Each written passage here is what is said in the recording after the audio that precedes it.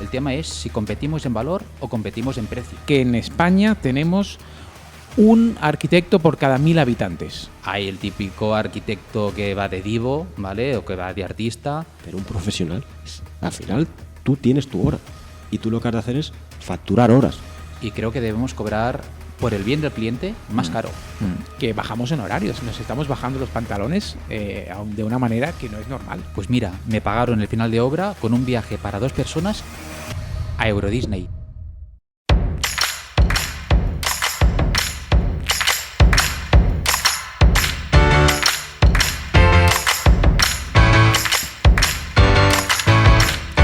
¿Qué tal? ¿Cómo estáis? Bienvenidos a Noche de Entrega, un podcast sobre el mundo Visto por arquitectos.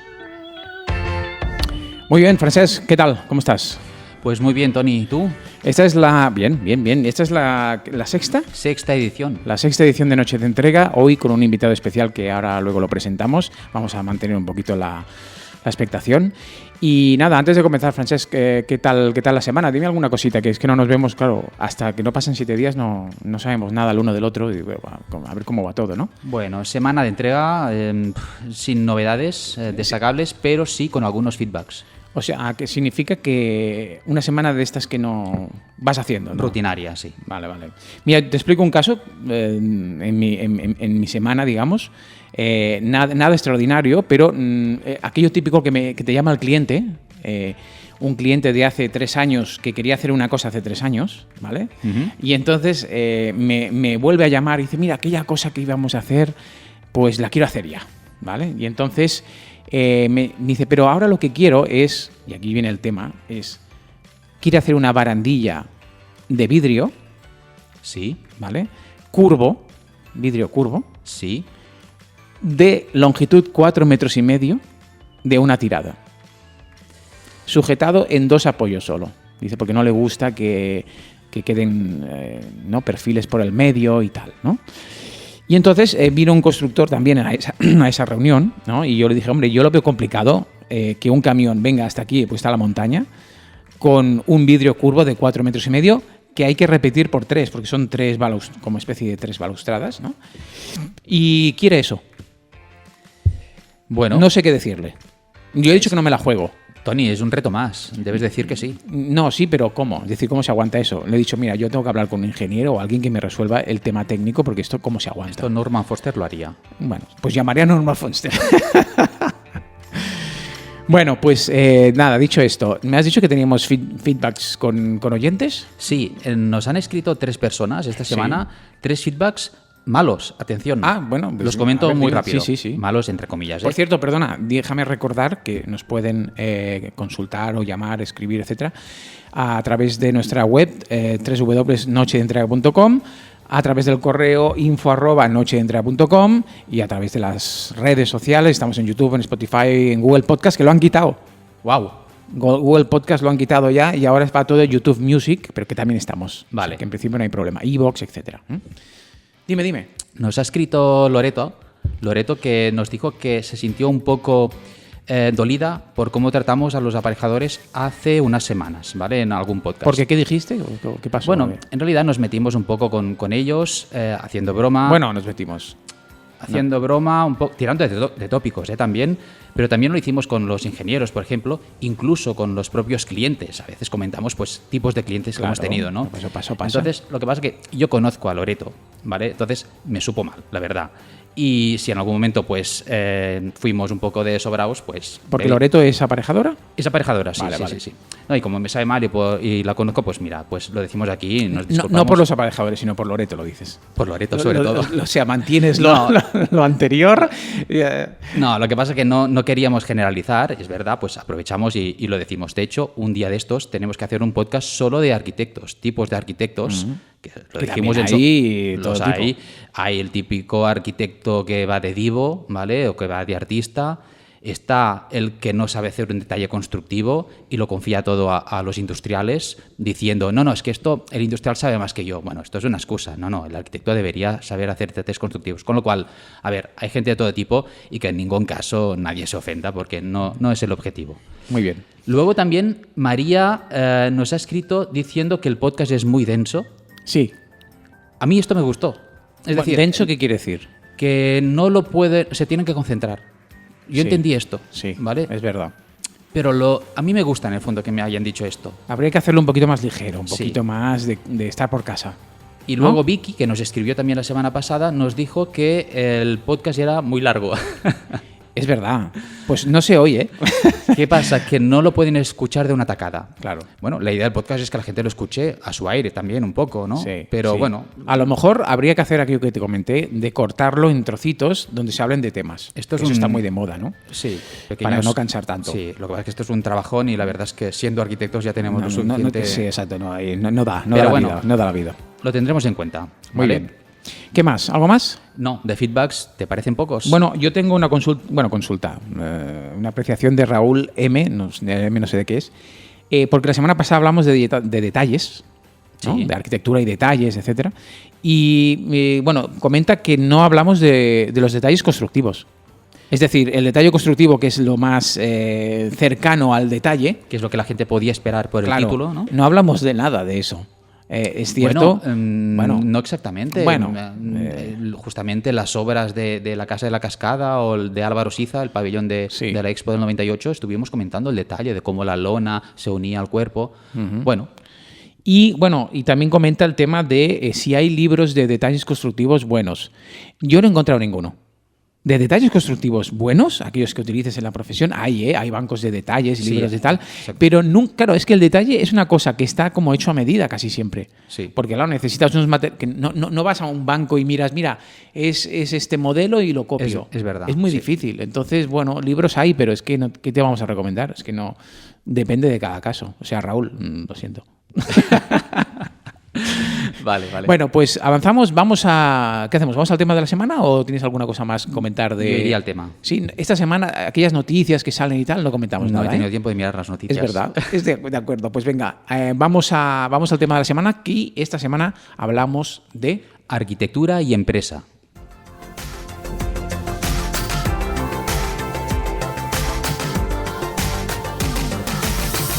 Arquitectura y empresa, vaya tema. Yo creo que es un tema muy importante. ¿eh? Sí. Hoy hablaremos de si los arquitectos somos artistas o empresarios. Si sabemos o no llevar nuestras finanzas. ¿Tú qué crees? ¿Que sí o que no en general? Yo creo que no. ¿Cuáles son los gastos de un despacho? Muchos. Más de lo que la gente se cree. Sí. Y hoy lo veremos. Y también haremos un ejercicio de calcular honorarios. Creo que esto va a ser muy interesante. Bueno, pues vamos a intentarlo. Y no lo haremos solos. ¿No? No, porque hoy tenemos un invitado de excepción que además está con nosotros aquí en persona. ¿Lo presento ya o...? Preséntalo, por Sí, favor. venga, pues tenemos a Manel Ballester. ¿Te lo digo bien? Sí, Manel Ballester, que es auditor financiero. Sí. Lo digo bien, auditor financiero y auditor informático. Sí. Pues muchas gracias por acompañarnos, Manel, porque hoy queremos que nos expliques un montón de cosas que tienen que ver con el tema que tratamos, que es la empresa, la economía, cómo gestionar un despacho de arquitectura, etcétera, etcétera, ¿no? Creo que teníamos unos datos previos para poner en contexto. No sé si quieres que los comentemos, Francesc. Sí, me gustaría comentarlos, pero quiero que quede claro que el guión que hoy Sí. seguiremos, para que la gente no se pierda, vamos a dar unos datos del sector, que Sí. tú te los has trabajado, Tony. Luego hablaremos un poco de algunos conceptos muy sencillos de finanzas. Vale. Y luego haremos un caso práctico de gastos y honorarios en Venga. un despacho a partir de un proyecto, lo que debemos cobrar. Sí. Muy Venga, bien. va, Mira, empecemos. 4 datos para que nos situemos. Resulta que en España tenemos un arquitecto por cada 1.000 habitantes. Esa es la media.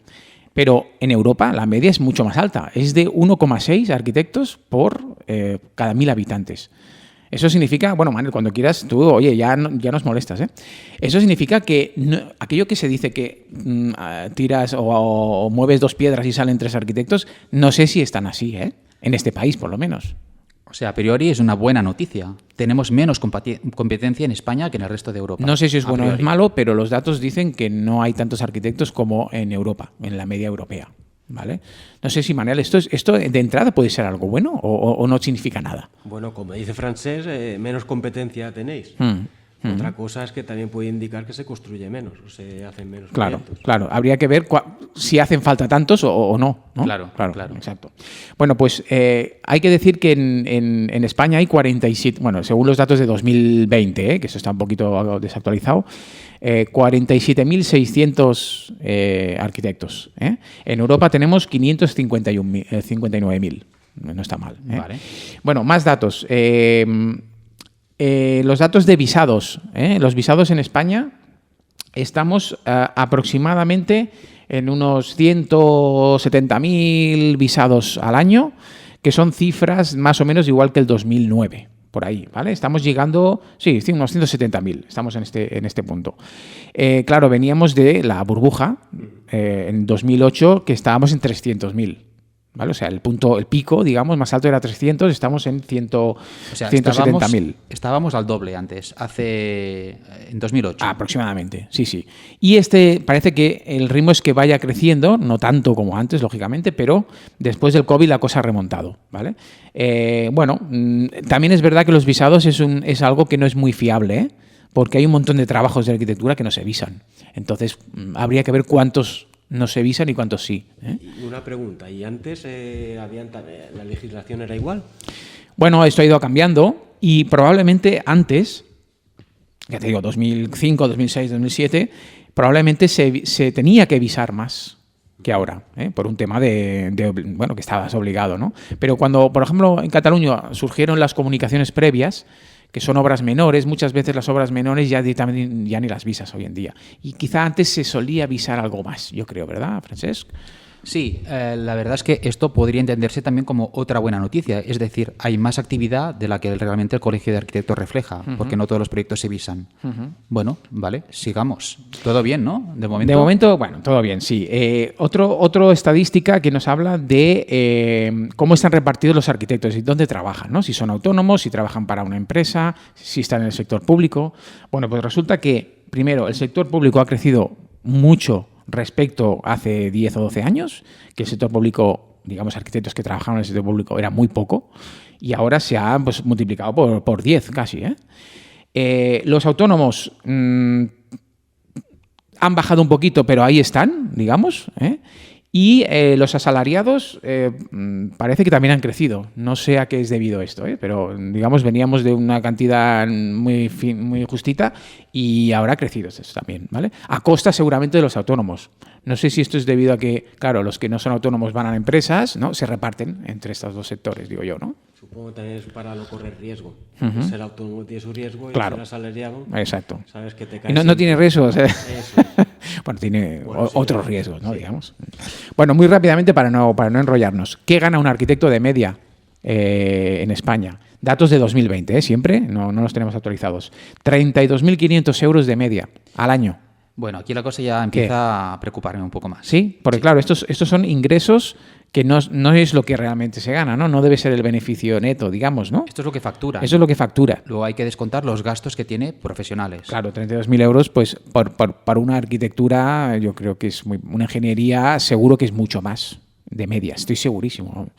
Entonces, aunque es verdad que ha crecido en los últimos años, pero yo creo que estamos muy por debajo de lo que debería ser el sector.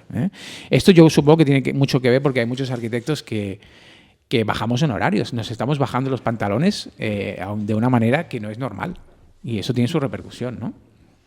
Sí, de esto vamos a hablar porque yo tengo mis teorías y creo que debemos cobrar por el bien del cliente más caro. Sí, seguro.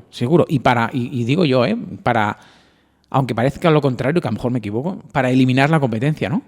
Es decir, no, yo cobro esto y el otro, que es bueno, también cobra esto, lo mismo, y el otro también. Y el que no, al final te darás cuenta de que tiene que ser por algo.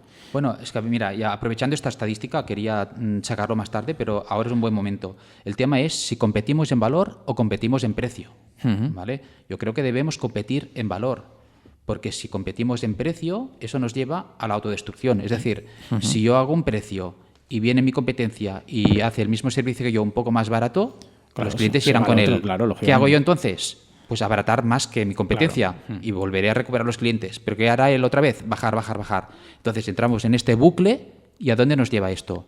Pues a trabajar sin ofrecer calidad. Claro, hay que decir que hace unos años eso no se podía hacer porque los arquitectos teníamos que poner unos honorarios que los dictaba el Colegio de Arquitectos y habían unos mínimos. Eso se liberalizó cuando se eliminaron esas...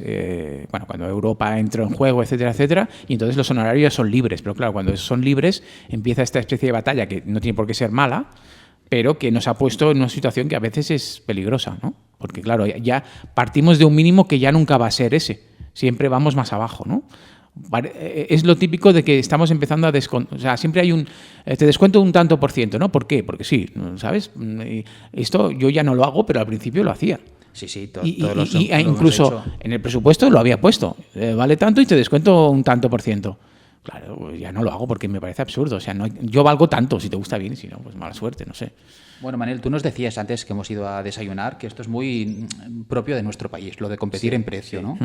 Sí, porque España es un país de precio. Aquí siempre que vas a comprar algo, en un supermercado tienes el estante y vas a comprar café y hay gente que que hay personas que miran la calidad, pero son las mínimas. Al final te vas a ir a mirar en la marca blanca de al lado y dices, mira, claro, esto me cuesta 1,50 € y el otro es 1,40 €. ¿Qué voy a hacer? Café. Al final lo que valoro es el café, tomarme el café, pero no quiero la calidad. Entonces, o sea, si quieres la calidad, pero al mínimo precio. Por tanto, coges 1,40 y ya. Aquí, ¿qué haces? Esto si fuera, por ejemplo, un italiano, pues se ofendería, porque los italianos con el café, pues sí, claro, se lo toman muy a pecho. Entonces, ¿quieres decir que el resto de Europa es más mirado en general en lo que compra o en el producto que en España? Mi percepción es que sí. Que sí, que miran más la calidad y después van al precio. Evidentemente el precio está por algo, pero es la calidad es lo que marca la diferencia. Claro. Y después ya es tú cómo te quieras poner en valor tu ventaja competitiva o tu valor añadido. Exacto. Entonces ahí entonces ya pues café, yo qué sé, hablando de café que viene de Colombia, de agricultura sostenible, que ayudamos al proveedor, bla, bla, bla. Esto lo veríamos poco, aquí. Exacto, aquí sí. Lo ponen, pero a lo mejor ni es verdad. Sí. Claro, lo que pasa es que hay trabajos y trabajos. Es decir, si tú te dedicas a un sector en el que tu producto es escalable, es repetible, lo puedes fabricar en masa, el coste marginal tiende a cero, entonces sí que puedes permitirte competir en precio, pero nosotros que hacemos trajes a medida, porque cada casa es un traje a medida para el cliente... Esto es un tema que tenemos que hablar hoy. Para mí es la clave, entender... ¿Cómo ser escalable o no? No sé. Claro, entender la naturaleza de nuestra profesión, de la nuestra y de muchas otras, que nunca... O sea, cada proyecto es distinto al anterior. Entonces, ¿cómo puedes competir en precio? Que lo hacemos, por desgracia, y no deberíamos, cuando justamente deberíamos hacer lo contrario, ¿no? Hacer valer que estamos haciéndote un traje personalizado que es la casa de tus sueños. Exacto. Bueno, para acabar con las estadísticas, esto es muy sorprendente. El 16% de las empresas facturan el 54% de todo lo que tenga que ver con arquitectura. Es decir, hay muy pocas empresas facturando más de la mitad de lo que se genera en España. Y un pequeño sector que... ¿lo digo bien? ¿Lo he dicho bien? Sí, lo he dicho bien. O sea, más de la mitad de la facturación en arquitectura de todo el país se lo lleva el 16% de los despachos. Exacto. Que son una minoría. Exacto. Y el 62% de los despachos facturan un 23%. Después hay otros estándares, pero claro, estamos viendo que hay muchísima gente facturando muy poquito. Claro, es lógico porque habrá que ver qué tipo de empresas son, el número de personas, etcétera, ¿no? Pero bueno, hay como un salto muy grande entre los que están en un extremo y el que están en el otro. No hay un punto medio progresivo. Se ha como polarizado, ¿no? Un poco los grandes son muy grandes, los pequeños se disputan pues los trocitos de pan. Sí. De hecho, hay una estadística, no sé si la tienes imprimida o no al final, pero aquella de los despachos que Sí, te la digo. Dímela. Sí, porque... el 76% de los despachos de arquitectura están formados por 2 personas como mucho, como máximo. Esto para mí 1 es o 2 personas. Demoledor. El 76% de los despachos. Eso quiere decir que no está muy profesionalizado. Claro. Claro. Exacto. Sí, es que estamos ejerciendo. Sí. Supongo que también porque estos despachos tienden a buscar colaboraciones externas, ¿no? Es decir, me busco el ingeniero que me haga las instalaciones, las estructuras, etcétera. Pero claro, esos colaboradores no constan como parte del despacho. Entonces, supongo que esto se hace mucho, pero claro, al final las empresas que funcionan autónomamente, digamos, con todos los servicios, pues resulta que tienen esta problemática, ¿no? Para mí, o sea, el hecho de que el 76%, has dicho, tengan 2 o menos personas en plantilla, da una idea de lo poco escalable que es nuestra profesión. Para mí es la clave de todo, insisto. Es decir, si el negocio pudieras crecerlo, los despachos tendrían pues más gente, o sea, más plantilla, más recursos. Se suele decir... Bueno, yo no lo sé si esto es cierto, vosotros lo sabréis mejor que yo, que los despachos de arquitectura tendrían que unirse.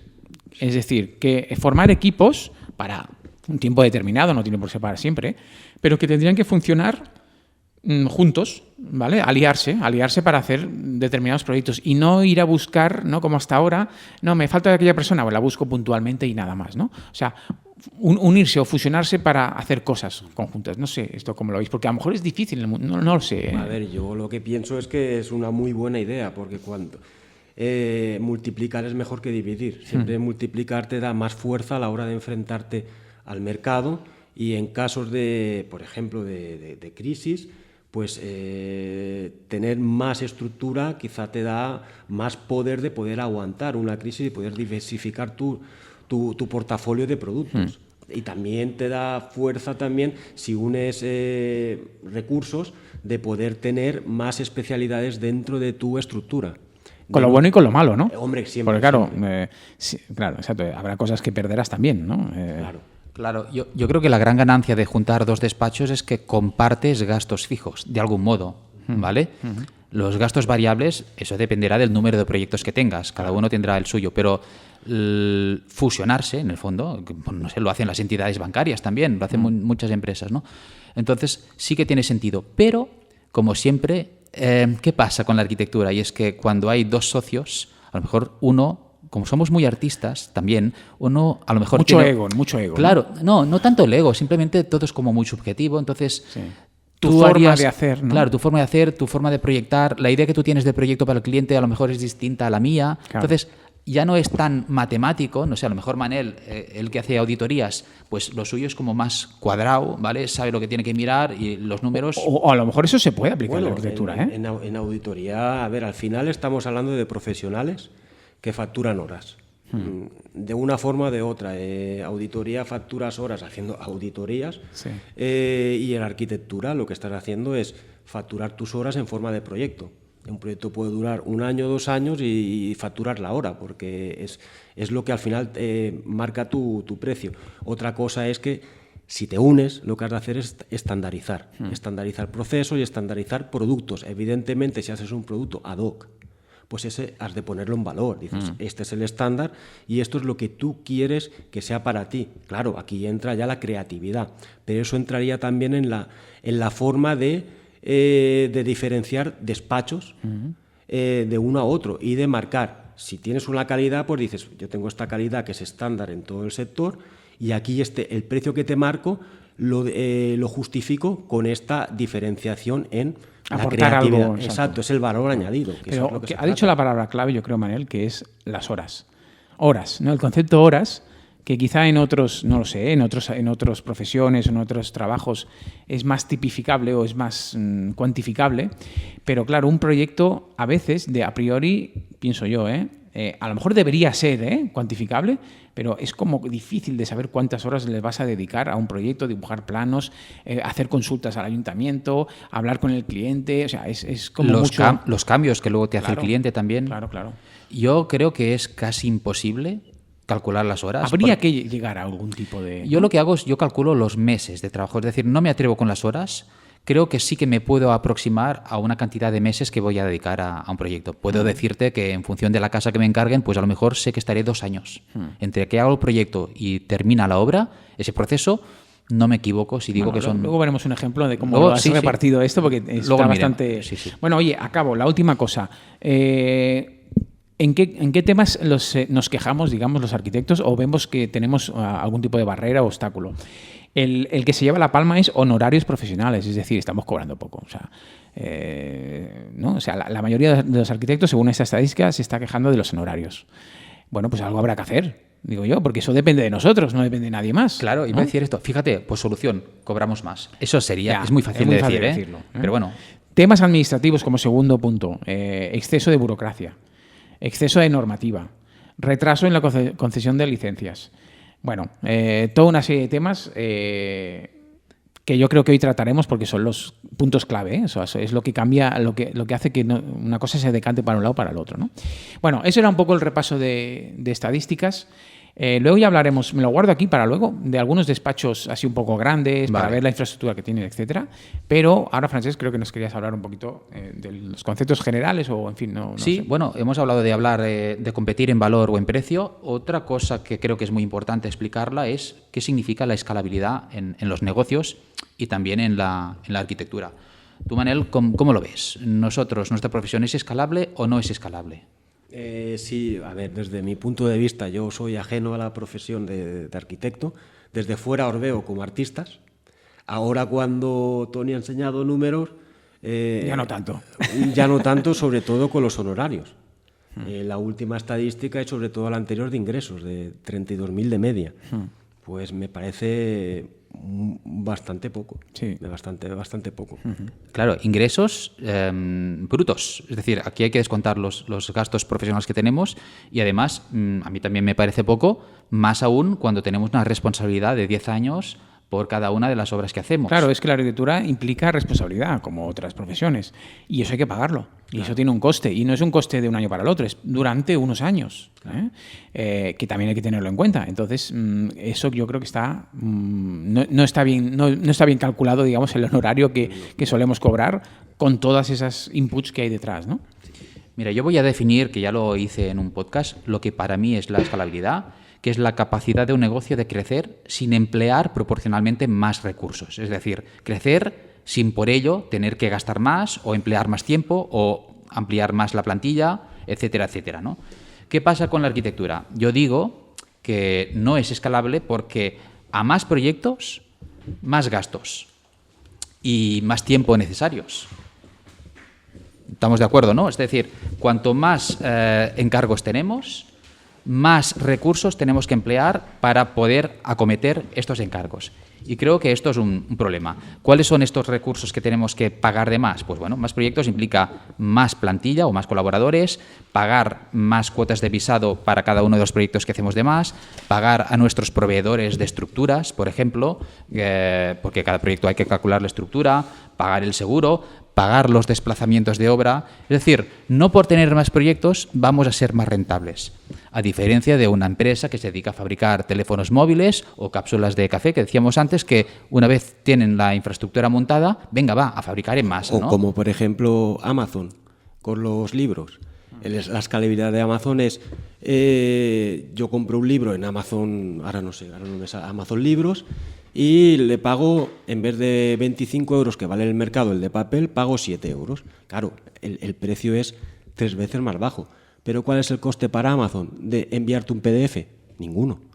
Y al final eso es la escalabilidad de tener un precio que lo que ganas es el 100%. Claro, coste marginal cero. Exacto, esa es Bueno, la escalabilidad. es mantener la infraestructura, ¿no? Sí, bueno, sí, claro, al final tienes que mantener tu software, todos tus canales para poder dar ese producto a coste cero, que no es coste cero, hay un coste fijo, pero está diluido en función de cuántas veces se venda ese producto. Claro, y tú lo has dicho, o sea, el ejemplo, el paradigma de negocio súper escalable es aquel producto que es digital. O sea, sí. Un libro digital es que es una maravilla.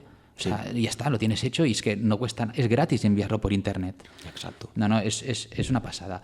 Pues mira, en este sentido, Tony, no sé cómo lo ves tú, pero yo siempre me planteo contra quién competimos los arquitectos. Porque uno puede pensar, bueno, ¿competimos contra Norman Foster? Yo diría que no. O contra el despacho de... Yo no, ¿eh? Yo creo que competimos contra todos aquellos sectores que se han modernizado tecnológicamente. Cosa que en nuestro sector todavía estamos intentándolo, ¿vale? Si es que se puede. O sea que en los despachos de arquitectura, o sea, la conclusión de lo que tú dices es que los despachos de arquitectura deberíamos implementar sistemas, que no sé cuáles son, ya veremos, para, primero, controlar cuánto cuesta nuestro tiempo, ¿no?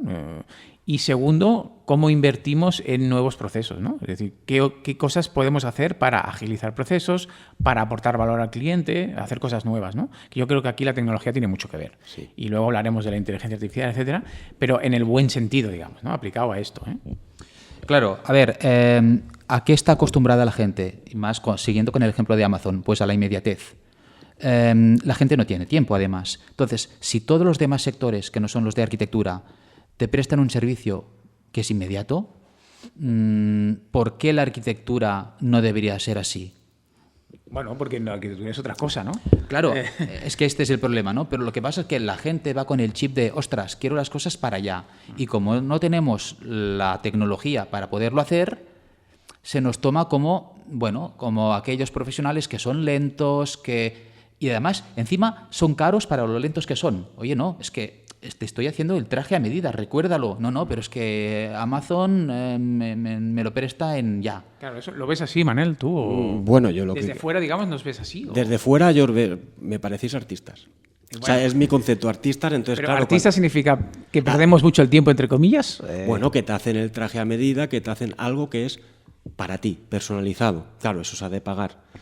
Pero ahora que he hablado con vosotros esta mañana, veo que no es así. Por tanto, para mí ahora veo que sois un profesional... Unos mindundis. No, por supuesto que no, porque me habéis pagado el desayuno, por tanto, algo movéis. No, yo lo veo que finalmente sois profesionales que facturáis horas y por tanto yo lo comparo a mi manera de ver, mi corta, por ejemplo, pues lo comparo con despachos profesionales, que al final somos profesionales todos. Y cuando eres profesional facturas horas.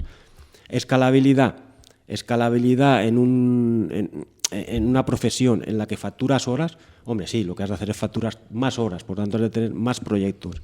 El coste cero, el coste marginal tendiente a cero. ¿Cómo lo podrías hacer? Uniéndote y estandarizando el producto. Por ejemplo, dices, este es mi portafolio, estos son mis acabados. Yo ahora estaba pensando mientras hablabais, cuando me conecto a internet y pone casas de madera por 25.000 euros. Sí. Y todas son iguales. Y dices, hay el A, el B, el C y el D. 25, 35, 45, 55. Y ya. Pero eso te pregunto, era uno de los temas que quería sacar, pero... Claro, la arquitectura tiene que tender a... Ya sé que es una opción, pero tiene que tender a eso para que sea escalable y salgan los números, porque entonces estamos perdiendo también algo de la arquitectura, pienso yo, ¿no? Que tiene que ver con el diseño, sí. Con el... Entonces, claro, ¿cómo se compatibiliza esas dos cosas, ¿no? Del producto finalizado antes de empezarlo o el producto que se va haciendo a tu gusto o a tu medida, ¿no? Claro, eso es ahí está el valor. Y ese valor es lo que después se monetiza con euros, o sea, con el precio. Entonces, si tú dices, este es mi producto, ¿tú qué quieres? Yo te ofrezco una calidad. Yo lo comparo ahora con despachos de consultoría, que tú vas a una multinacional, te vas a Pricewaterhouse, por ejemplo, Inceptor, Ernst & Young, o EY, como dicen ahora, y te dan un precio, y tú ya presupones que la calidad está. Y el precio lo pagas, porque sabes que estás pagando la calidad. Por tanto, a ti ya se te presupone la calidad, y el precio ya lo determina. Es si quieres un producto estándar, con esta calidad, con estos procesos, dices, tendrás esto. Que no, que yo quiero cambiar aquí, aquí y aquí. Y dices, vale, pues esto te lo presupuesto y como has pedido una personalización, pues ahora cómo va todo. Ahora, en este mundo que todo quiere, que todo va muy rápido, pues todo el mundo quiere cosas iguales y a la vez personalizables. Las Nike, por ejemplo, las Air Jordan, que ahora están muy de moda y pueden valer 400, 500 euros.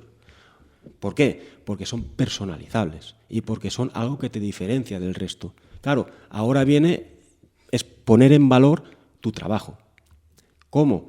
Pues haciendo que sea personalizable. Y vosotros, como os definís que sois artistas, ¿por qué no podéis hacerlo? Pero claro, antes se tiene que crear una base que te haga que tu negocio sea estable y rentable. Y a partir de ahí puedes hacer lo otro, porque al final si no podéis ser... Perdón por el ejemplo, iba a decir futbolista, ¿no? Porque estos ganan mucho dinero, pero un torero. Torero que, perdón por sacar, no quiero sacar este tema, pero... Cuidado, sí, existe. Cuidado donde te metes, ¿eh? Exacto, sí. O cantante, dejamos en cantante. que tiene mucho éxito, que gana muchísimo, y después está el que hace bolos y se dedica, que tiene buena voz y no ha tenido suerte, porque no ha encontrado a la persona determinada en el momento adecuado y va malviviendo. Pues ahí lo que hay que hacer es tú crearte una base estable, en esa base estable vives y después intentas pues sacar tu producto personalizado. O sea, lo que estás diciendo, para mí, digamos, aplicado a la arquitectura, sería un poquito, móntate un plan o una estrategia. Es decir, busca, porque a lo mejor tu estrategia es, mira, yo hago casas de madera y no hago nada más. ¿Por qué no? Y me dedico solo a esto. ¿Por qué no? O yo lo que haré es, el otro día, por ejemplo, me pasó que un constructor me dice, esta casa ya la he hecho exactamente igual en otro pueblo. Es la misma. Pero no os pasa que yo voy con mi bici, me gusta ir por la bici, voy por el Val Llobregat, por Vegas, Turrellas y tal. Y a veces veo casas que son, mira, ya la he visto, y la de al lado es igual. Que sí que te cambia el color o un poco la estructura, pero son idénticas. Y dices, ¿por qué no? Y al final, yo cuando veo digo, a mí me gusta esa casa, a lo mejor me la hago igual. Mira, yo creo que hay que aceptar la realidad, ¿vale? Y es lo que has dicho tú, Manel. O sea, si nos ponemos el sombrero de empresarios, tenemos que ir a soluciones estandarizadas. Y a lo mejor la solución es hacer casas prefabricadas, pero vas a renunciar a algo, que es el traje a medida. ¿Vas a renunciar a esto? O tenemos que hacer, si no prefabricadas, pues modulares, que ya es un mix, ¿vale? O sea, la casa la puedes personalizar combinando los módulos distintos, pero hay que aceptar que si priorizas el poder vivir, el poder tener un plato en la mesa cada día para tu familia, pues entonces a lo mejor no te sale a cuenta ser artista, ¿vale? Y si quieres ser artista, pues allá tú con las consecuencias. Bueno, artista, entre comillas, ya lo es Norman Foster. Sí. Pero claro, quien va a Foster sabe que va a valer X dinero y que le va a hacer un traje a medida, que es el traje que te hace Foster, como el que es, yo qué sé, los que hacen ropa, ¿no? Sí, pues sí. Lo mismo, o sea, y lo pagas porque es lo que has pedido, ¿no? Como Calatrava, por ejemplo. Exacto. No, y además con Foster o Calatrava pagas el precio 10 veces más. Claro, pero... Es decir, yo creo que son empresarios antes que artistas. Son las Nike que decía. Sí, él, ¿no? personalizables. Exacto. O sea, lo que pasa es que eso nos pone a los pobres, digamos a decir así, en una situación de reacción, es decir, oye, yo no puedo ser Foster, de momento, digamos. Entonces, ¿qué puedo hacer, ¿no? Para salir de esa cifra que hablábamos antes, ¿no? Que es tan grande de gente que va tirando con un sueldo medio, ¿no? Cuando, y ahora lo veremos, los gastos son tan enormes que al final el beneficio es muy poquito, ¿no? Entonces, hay que reaccionar. Lo que está claro, o sea, es que hay que hacer algo. ¿Qué pasará? Por identificar en lo que te quieres dedicar a nivel de constructivo o lo que sea.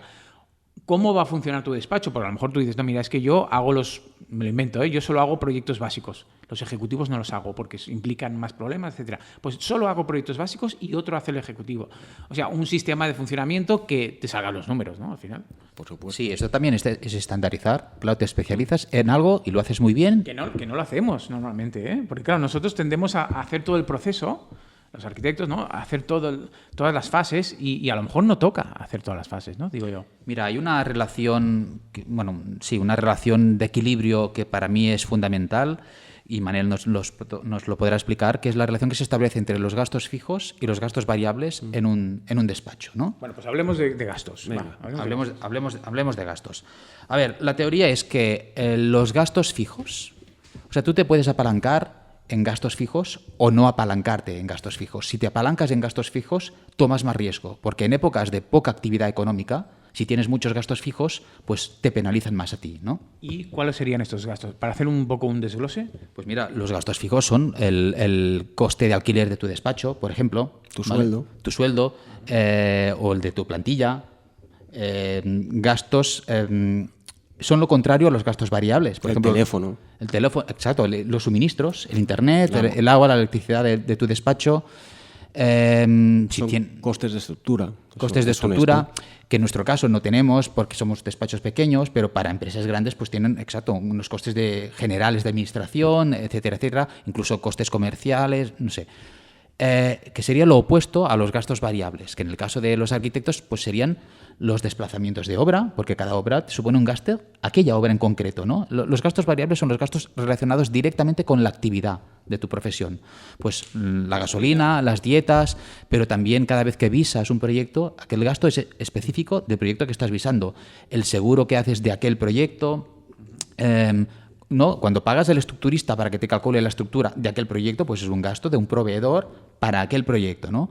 Entonces, ¿qué pasa? Que la teoría dice, y tú me corriges, Manel, si no es así, que es que en época de poca actividad, es decir, en una empresa serían pocas ventas, y en nuestro caso sería tener pocos proyectos, interesa reducir los gastos fijos y pasarlos todos a variables, porque como no tienes actividad, pues ¿para qué vas a soportar tus gastos fijos? O sea, significaría, perdona, trabajar desde mi casa, ya no tendría los suministros del despacho, digamos, ¿no? Trabajar solo, sí, por ejemplo, entonces el único gasto soy yo, digamos, el único sueldo soy yo, ¿no? Empezaríamos a reducir. Sí, por ejemplo, eso sería la forma desesperada de hacerlo. Drástica, sí. Sí, drástica, ¿vale?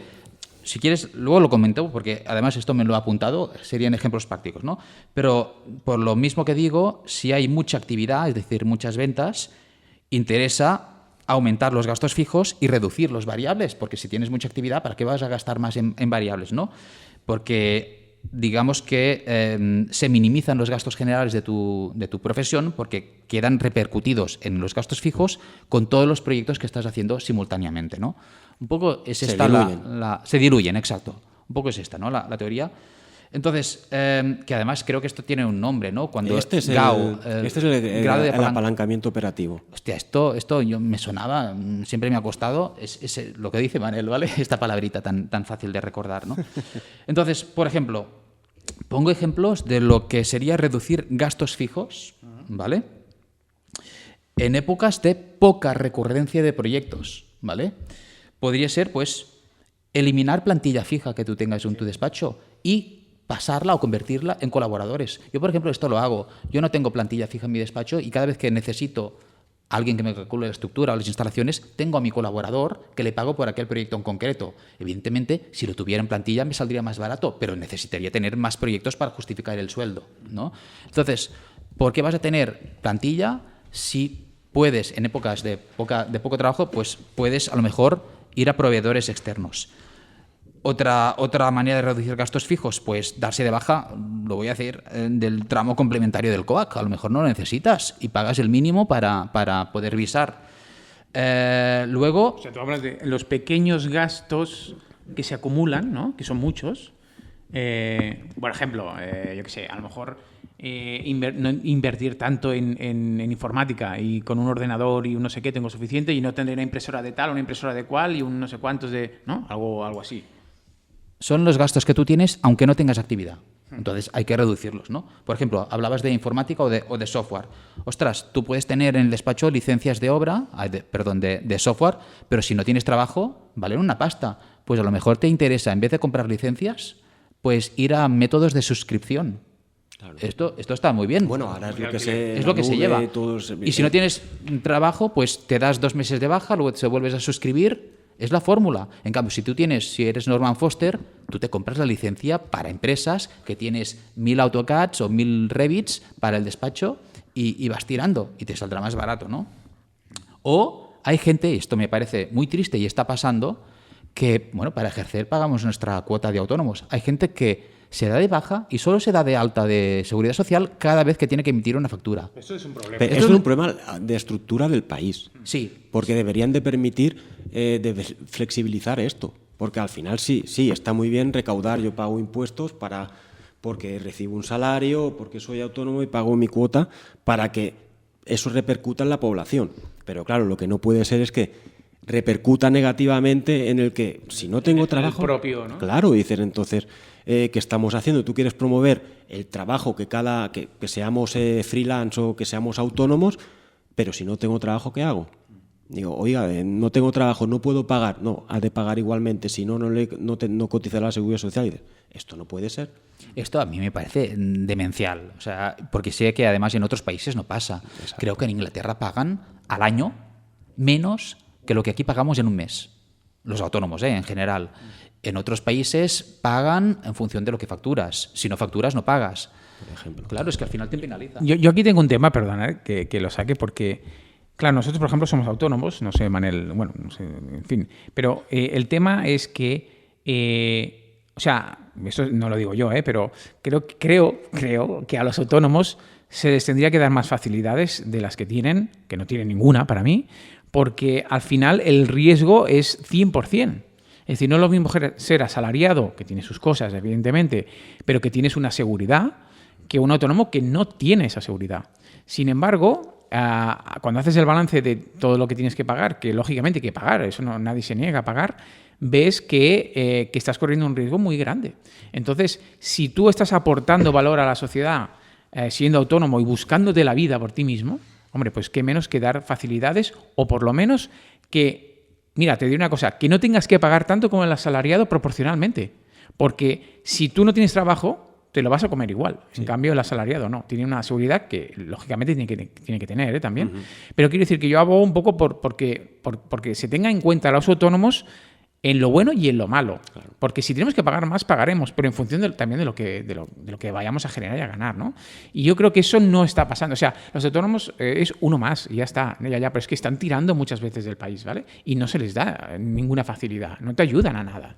Bueno, y cuando no tienes trabajo, pues tiras de tu patrimonio neto, que esto es lo que quería ahora preguntarle a Manel, que antes lo hablamos también en el desayuno, si nos podía hacer un esbozo rápido de lo que son los activos corrientes, los activos no corrientes, y qué pasa con la situación de los autónomos que, como no nos financiamos, o como no financiamos estos activos con préstamos, tiramos siempre de nuestro patrimonio neto, que esto es una cosa que hacemos mal, que lo hace todo el mundo mal, ¿vale? No sé, Manel, si nos puedes dar luz a este gran problema. Sí, claro. Bueno, a lo que decía Tony sobre los autónomos, a mí me parecen héroes.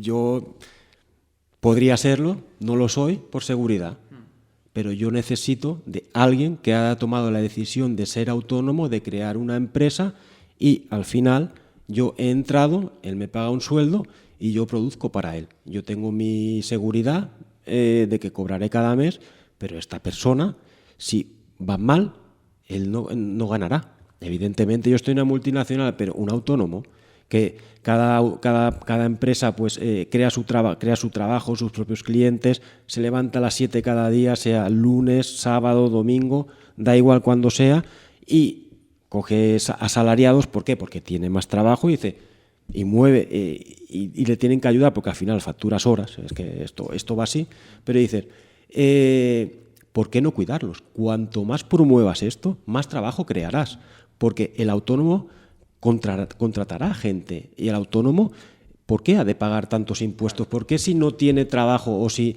su actividad no es tanta, tiene que pagar una tarifa plana de la cuota de autónomo? No, pues igual que pagas el impuesto de sociedades, que pagas un porcentaje en función de lo que facturas o no, pues sí, puedes dejar el porcentaje, yo qué sé, no un 25, que aquí en España es un 25, pero te vas a Holanda, es menos, claro, te vas a otros países es menos, claro. Y eso promueve la actividad. Exacto, porque tú, digamos, la diferencia es que tú te la juegas, el autónomo se la juega. Entonces, si se la juega, oye, pues en vez de pagar 300 euros al mes como autónomo, pues dile que pague 50.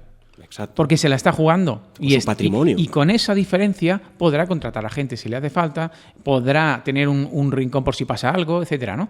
Pero si eso no se tiene en cuenta, y además ahora que han subido las cuotas de los autónomos ya para regularizarlo, pero claro, lo están como, pienso yo, como igualando a los asalariados, pero cuando la situación es completamente distinta. O sea, tú no puedes pretender que un autónomo pague lo mismo que un asalariado cuando el autónomo a veces tiene trabajo y a veces no.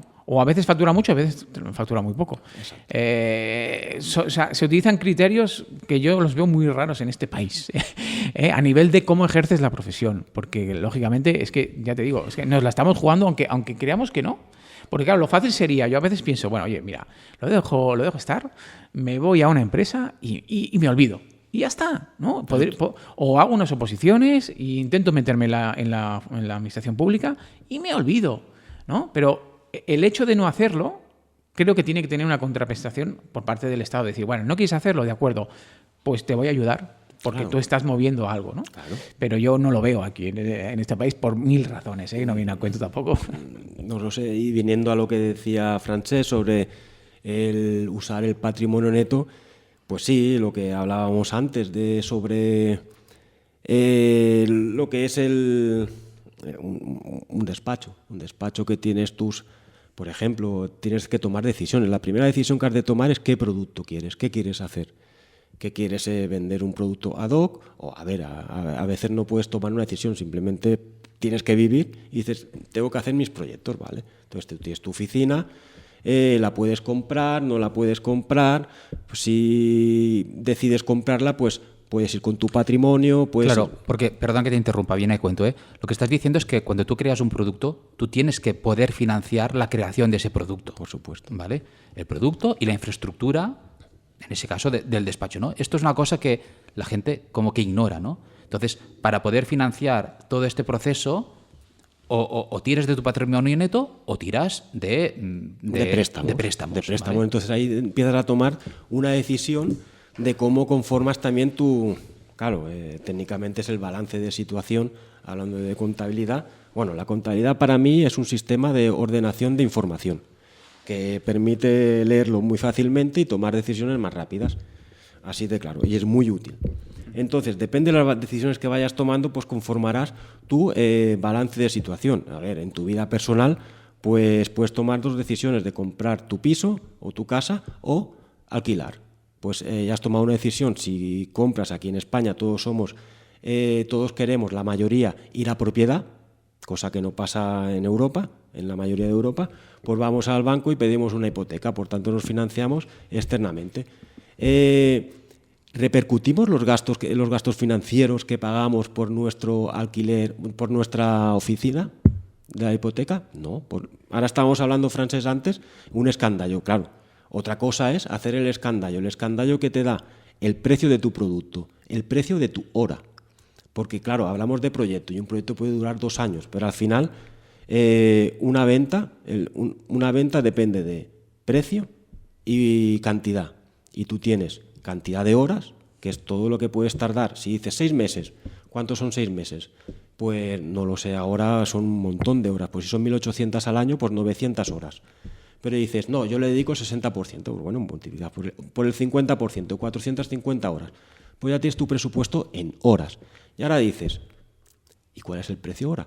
Fácil. Bueno, fácil. Pues tienes que contar todos tus costes. Alquiler, internet. ¿Te desplazas en coche? Sí. No, pero el coche es mío. Dice, bueno, vale, pues intenta de alguna forma ponerlo dentro. ¿Haces un mantenimiento anual? Sí. ¿Cuánto te cuesta? 1.000. Pues ponlo dentro como un coste fijo. Bueno, aquí, cuando hablamos de escandallo, ya no hablamos de fijos o variables, hablamos de directos o indirectos. Que es, los costes directos sería el alquiler de la oficina, es directo al producto, y el indirecto, ¿qué podría ser? Pues el mantenimiento del coche, porque no es directo al producto, pero sí que es indirectamente, lo tienes que repercutir. Y aquí te harías tu coste de hora, que por el número de horas que te da el precio. Y aquí empieza, y después siempre has de añadir tu margen, y dices, yo quiero ganar pues un 10%. ¿Por qué no? Me estoy arriesgando, como decía Tony, tengo mi empresa y me arriesgo, y el precio, o sea, el riesgo se paga con este 10%. Es lo mismo que dices, tengo una decisión, tengo 100.000 euros. Me voy a un banco y lo invierto y me dan un 5%, o creo una empresa con 100.000 euros. ¿Qué pedirías tú de beneficio a el riesgo de crear una empresa? Pues mínimo el 5%, porque si no, lo metes en un banco y listo. Pues ahí empiezas a tener baremos y puntos para tomar decisiones, y es un mapa de decisiones. Totalmente, es brutal cómo has ido desmenuzando por partes esa toma de decisiones. Lo primero que has dicho es, vale, primero calcular las horas, porque es nuestra unidad de venta. Pero luego has dicho lo más importante, vale, ¿y qué precio yo le pongo a esas horas, no?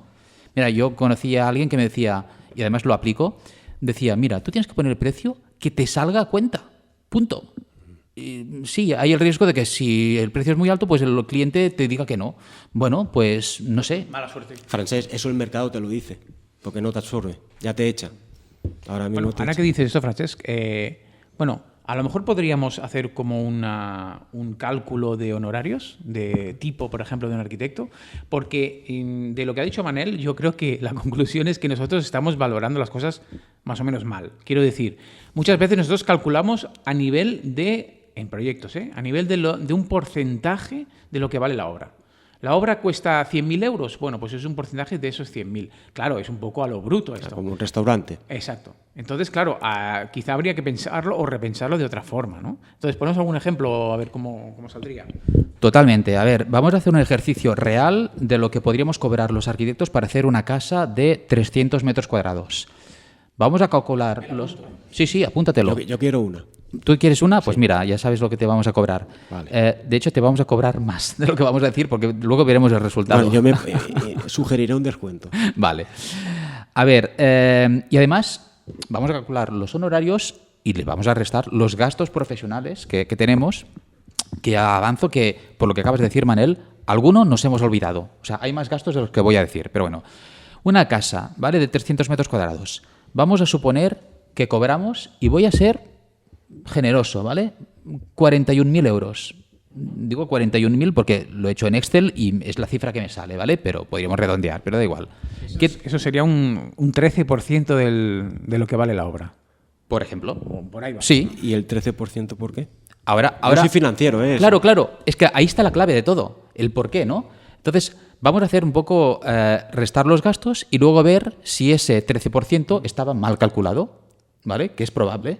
Pero a priori dices, ostras, un arquitecto que cobra 41.000 euros se forra, ¿no? A priori parece razonable. Ya te digo yo que no. ¿Puedo aportar algo? Sí, tanto. Yo tenía un profesor que después fue mi jefe, que era un tal José María Gais Saludas, que es bastante conocido. Sí, tanto. Y él decía que este era el método AODBC. ¿Qué significa? Hay el FIFO, el LIFO, esto para los contables lo tenemos muy de la mano, el precio medio ponderado, que es FIFO y LIFO es primera asistencia que entra, primera que sale, entonces vas valorando tu inventario. Precio medio ponderado es todas entran y divides el precio entre todas las unidades. Y después estaba el AODBC. El día que lo explico en clase, pues digo, este método me parece, o sea, sofisticado por todas las siglas. Y entonces cuando lo dice, voy a desarrollarlo, dice, a ojo de buen cubero. Es así, realmente. Bueno, pues vamos a hacer ejercicio. Para una casa cobramos 41.000 euros, ¿vale? Primera apreciación, esos 41.000 euros no los cobramos en un año, los cobramos en 2, que es el tiempo que tardamos de hacer una casa, desde que hacemos el proyecto hasta que entregamos la obra construida. Por lo tanto, al año, de entrada, facturamos la mitad. Hablamos de facturación, insisto, ahora vamos a restar los gastos. Pero bueno, vamos a hacer ejercicio en ese periodo de 2 años. Luego ya lo repercutiremos cuánto nos queda al año, ¿vale? Incluso al mes, ¿vale? De esos 41.000 euros que facturamos, hay que restarle el gasto del visado del proyecto, que lo tengo calculado, y para una casa de estas dimensiones podría ser el gasto de unos 480 euros, ¿vale? Tampoco es excesivamente caro el visado, ¿vale? Eso es el visado de este proyecto. Luego está la cuota anual que tú pagas al Colegio de Arquitectos, ¿vale? La cuota anual, por lo menos la que yo pago, que es la normal, vaya, son 528 euros. Lo que pasa es que me puedes decir, vale, sí, tú le puedes restar 528 euros a lo que facturas, pero tú haces más proyectos, no solo una casa. Vale, pues entonces, supongamos que hagamos 4 proyectos al mismo tiempo, pues el gasto que le deberíamos restar sería de 264 euros. O sea que todo lo he repercutido teniendo en cuenta de que yo estoy haciendo 4 casas a la vez, ¿vale? Para calcular los gastos. Luego también veremos que luego habría que ver si se pueden hacer 4 casas. Claro, ¿no? Pero bueno. Es que todo esto forma parte de las conclusiones, pero estos gastos fijos que tenemos hay que diluirlos, como decía antes Manel, en el número de obras que se supone que tenemos. Por lo tanto, no estoy haciendo trampas. Simplemente la cuota la repercuto, la divido entre 4, para entendernos, ¿vale?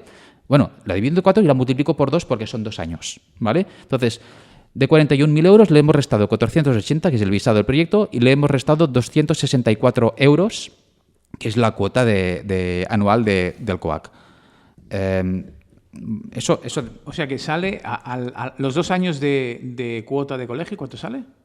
¿Lo tienes eso? Sí, a los 2 años sale a 12.000 euros. No, 12.000 euros. No, la cuota del colegio. Ah, los 528 por Los 2. 500, ¿cuánto pagas de colegio? Yo pago 528. Vale, dividido entre 4 proyectos al año. Sería pues 130. 130, vale. Sí, lo que pasa que hemos dicho que este proyecto dura 2 años, con lo cual, por 2, ¿vale? Que son 264. Y antes he dicho 12.000, me he liado, ¿vale? No me hagáis caso, ¿vale?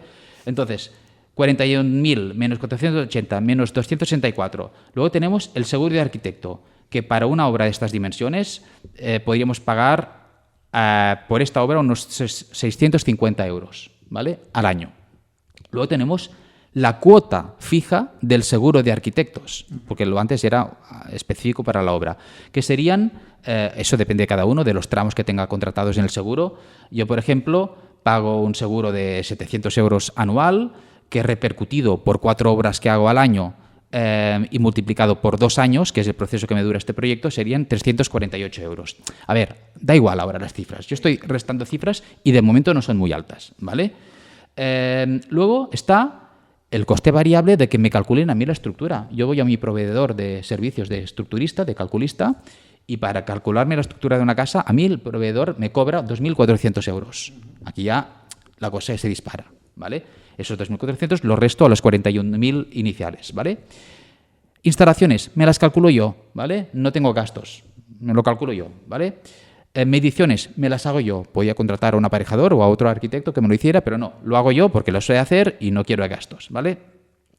Sí que calculo el H0 y el H1, los que somos arquitectos sabemos lo que es, eso yo siempre lo contrato fuera, porque es una mierda, ¿vale? Que hay que hacer para las memorias de arquitectura, que hay que... Bueno, es una cosa más de ingenieros y yo lo calculo y me cuesta unos 800 euros, ¿vale?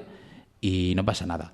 Y luego, muy importante, las visitas de obra. Si hemos dicho que el proyecto me lleva 2 años, 2 años significa que a lo mejor estoy 5 o 6 meses para hacer el proyecto y el resto, 18 meses, 1 año y medio o quizás un poco menos, desplazamiento de obra, ¿vale?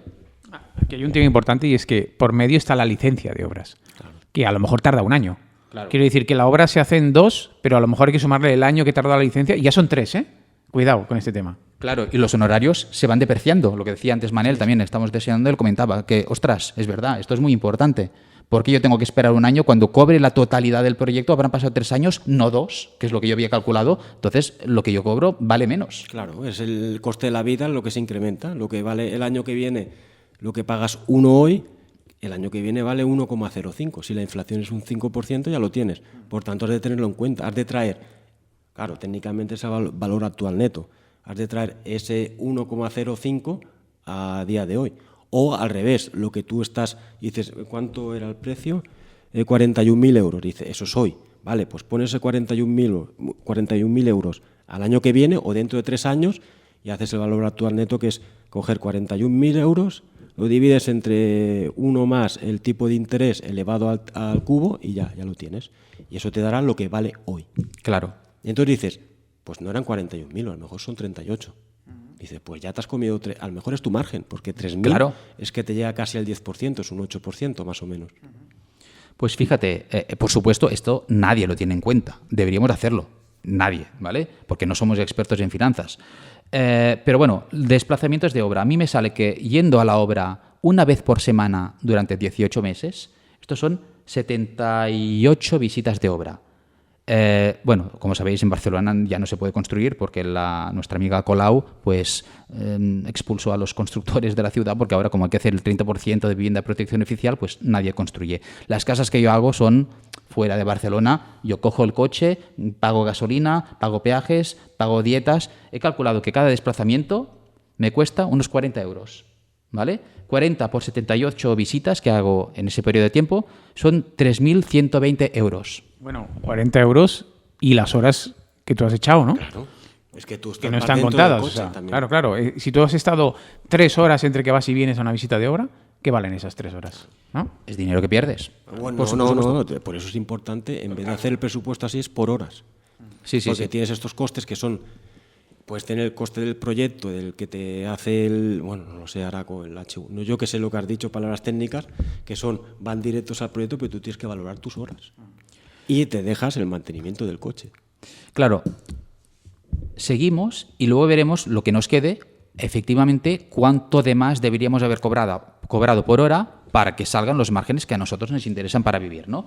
Bueno, hasta ahora hemos restado los costes directos del proyecto, pero luego tenemos los costos, por ejemplo, de despacho, los fijos de despacho. O sea, a esos 41.000 euros, ¿tú cuánto pagas de alquiler, de despacho?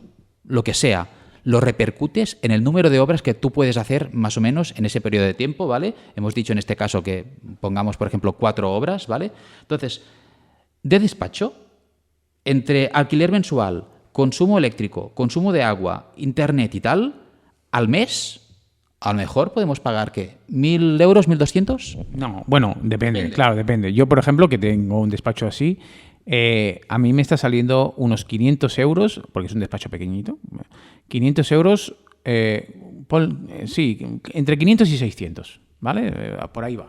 Vale, tú trabajas fuera de Barcelona.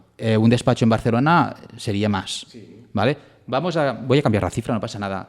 ¿Qué pongo? ¿800? Yo pondría, porque a veces se comparte esas cosas, pon 600, como mucho, con suministros y todo, para ser buenos, ¿eh? A ver qué pasa. Hemos sido muy buenos, ¿eh? He reducido el precio a la mitad de lo que tenía apuntado en el Excel, vale. Son 600 euros al mes, que son 3.600 euros durante ese periodo que va a durar nuestra obra, ¿vale? Ya repercutiendo las 4 obras que estamos haciendo simultáneamente. Luego, otro tema, el coste. Esos 3.600 es al año. No, esto es... No 2 años. No, esto es 2 años. Lo que pasa es que he repercutido, lo he dividido entre 4 y luego lo he multiplicado por 2. Esto ya me sale así en el Excel. Claro, como es un coste fijo, lo diluyo en el número de obras, si no sería realista. Luego podemos cambiar, si al año, como decías tú, Tony, podemos hacer 4 más o menos obras simultáneamente, ¿vale? Luego está el tema de los costes de licencia de software, ¿vale? Esto vale una pasta. ¿Qué ponemos aquí? No sé. Voy a tirar bajo, ¿vale? Pongo 3.000 euros. También es verdad que tú puedes comprar licencias, puedes no comprarlas, puedes hacerlas por suscripción, no sé, allá tú. Yo aquí he puesto, quien más, quien menos, paga algo, ¿vale? Por algún software. Y 3.000 euros, pues es lo que yo he puesto. Yo creo que lo razonable sería eso, pero precisamente porque eso es mucho dinero, hacemos lo que sea para no pagarlo. O sea, es lo típico que lo hacemos mediante software pirata o lo que te dé la gana. Entonces, siendo realistas, yo creo que ningún despacho pequeño paga 3.000 euros por software. Imposible. O sea, te digo ya de entrada. No se lo pueden permitir. Lo pongo a 0 para hacer el ejercicio. Es decir, nos estamos favoreciendo a nosotros mismos, ¿vale? A ver qué nos sale. Vale.